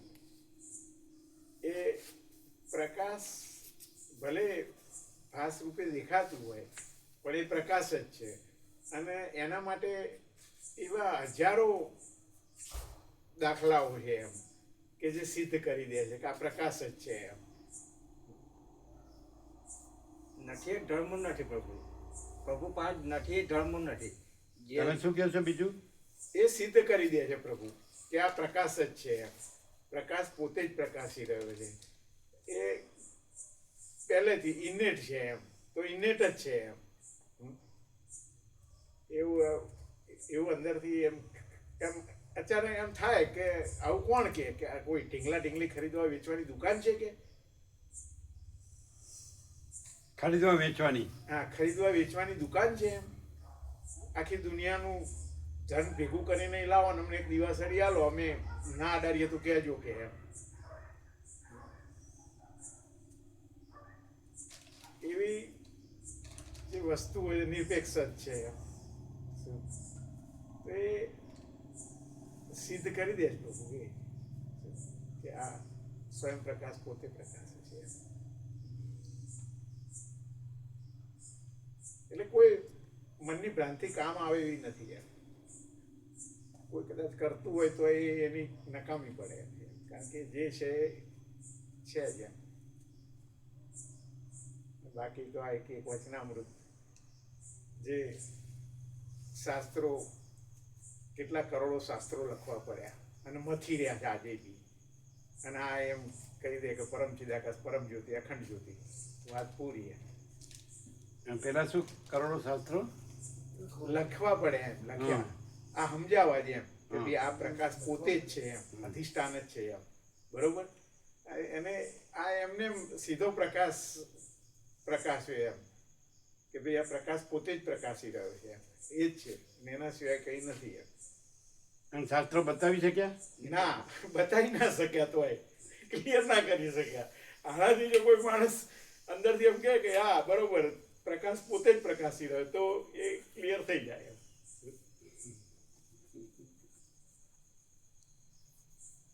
સાલા ભ્રાંતિ છોડતા જ નથી ને. ના આનો અનુભૂતિ પ્રભુ કોઈ જગ્યાએ દુનિયામાં કોઈની પાસે છે જ નથી, એટલે પછી એવું કરે, એવું ફાફા જ માંડે. આ પ્રભુ પાસે જે અનુભૂતિ છે મહાસત્તા મહાસામાન્ય એ કોઈ જગ્યાએ શક્ય જ નથી ને નહીં હોય તો પછી એટલા જેટલે ફાફા જ મારવાનો અમારી જે કેમ રાજુ પ્રભુ સમજતા નથી આ? પાકું સમજે તો પછી શું છે? એ તો કે પ્રભુનો અક્ષર અક્ષર સત્ય છે ને મળે તો પ્રભુ પાસે મળે, બાકી બીજી કોઈ જગ્યાએ નહીં. અમે તો બધું જોઈ લીધું.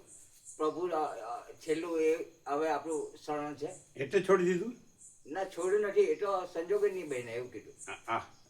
એ શું? હા એટલે એની કહેવાય એ શું સરળતા? ના એવું છે કે જો આ પ્રકાશ થયો હોય તો બીજા સંજોગો નડે?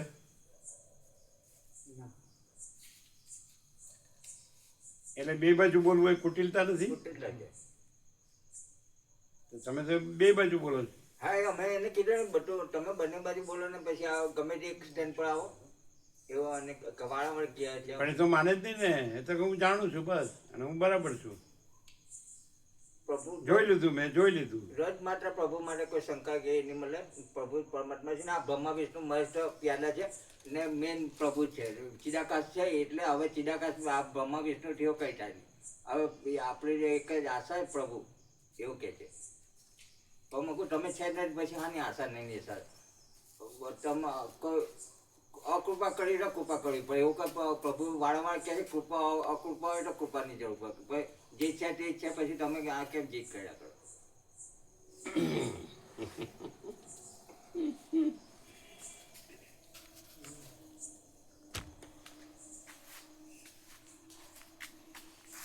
બધાનું સ્ટાન્ડર્ડ છે ને એનો જે દેહ હું છું એ ભ્રમ જ હોય છે. બ્રહ્મ ખાલી બોલવાનું છે. અને એ કાંઈ આમ એકદમ સરળ સીધે સીધું ક્લિયર થાય છે. આમ કે ભ્રમ સાપેક્ષ એ ખરેખર દેહ હું છે એ ભ્રમ કાંઈ નથી. અને ખરેખર એ અનંત એ જ છે. એ જ જે કહેવાય ચૈતન્ય પ્રકાશ કહે છે, ચૈતન્ય શાંતિ કહે છે. હા જે બી નથી એ છે. પણ એ આ શબ્દો છે બધા જાણી લે બધા અને બોલે, પણ એનો મુખ્ય દેહમાં જે હું ઈગો જે એ ભ્રમ મુખ્ય છે. અને પછી એની બધી વાસનાઓ. હા એ બધું ચાલુ જ રહે. તો અહીંયા ક્યાં છે એવું કાંઈ? ભ્રમથી જોવે તો એવું ક્યાં છે? ના બિલકુલ નહીં.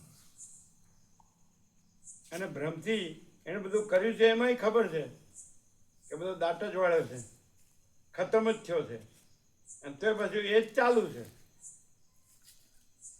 વાસના. પહેલે દિવસે પ્રભુ અમે નીકળો આવ્યો, પહેલે દિવસ જાણી ગયા કે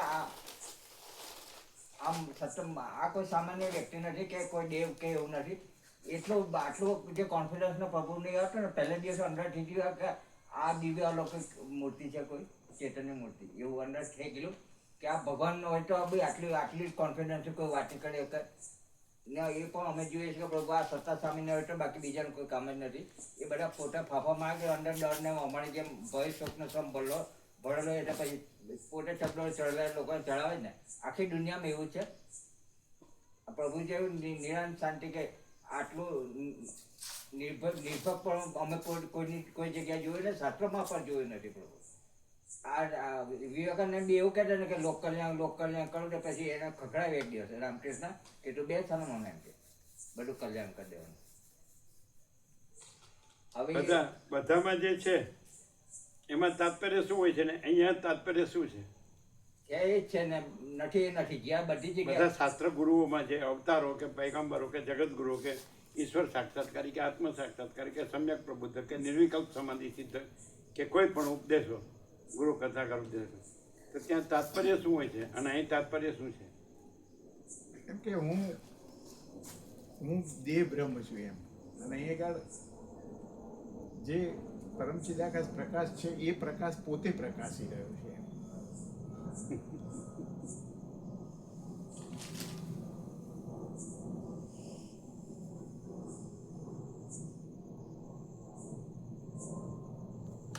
એક સેકન્ડમાં 800 કરોડ જાગી જાય. પ્રભુ ખાલી ભાવ કરે ને એટલે એમ કે આશીર્વાદ નહીં આપવા પડે.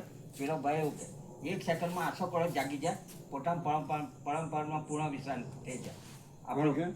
રાજુ પ્રભુ કે શું કે 800 કરોડ એક સેકન્ડમાં પોતાના સ્વરૂપને પામી લે. પ્રભુએ આશીર્વાદ નહીં આપે, ખાલી અંદરથી જરાક ભાવ કરે ને, ભૂલથી ભાવ થાય તો બધા જાગી જાય. તો પછી હવે આપણે પ્રભુ ચરણમાં જાગવું જ પડે ને. આપણે ક્યાં સુધી આવું કરે ચાલુ રાખવાના ચક્કર બધા એવું કે.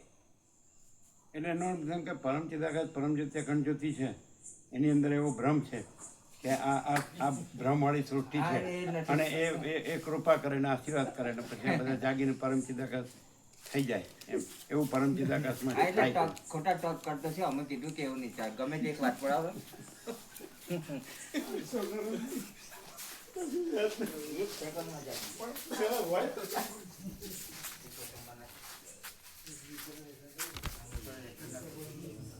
ના ના, પેલો બહુ જોરમાં અવાજ છે ને, મોટો અવાજ અહીં કાયમ અહીં બી આવે છે. ભગવાન ઘણી બધી કહેતા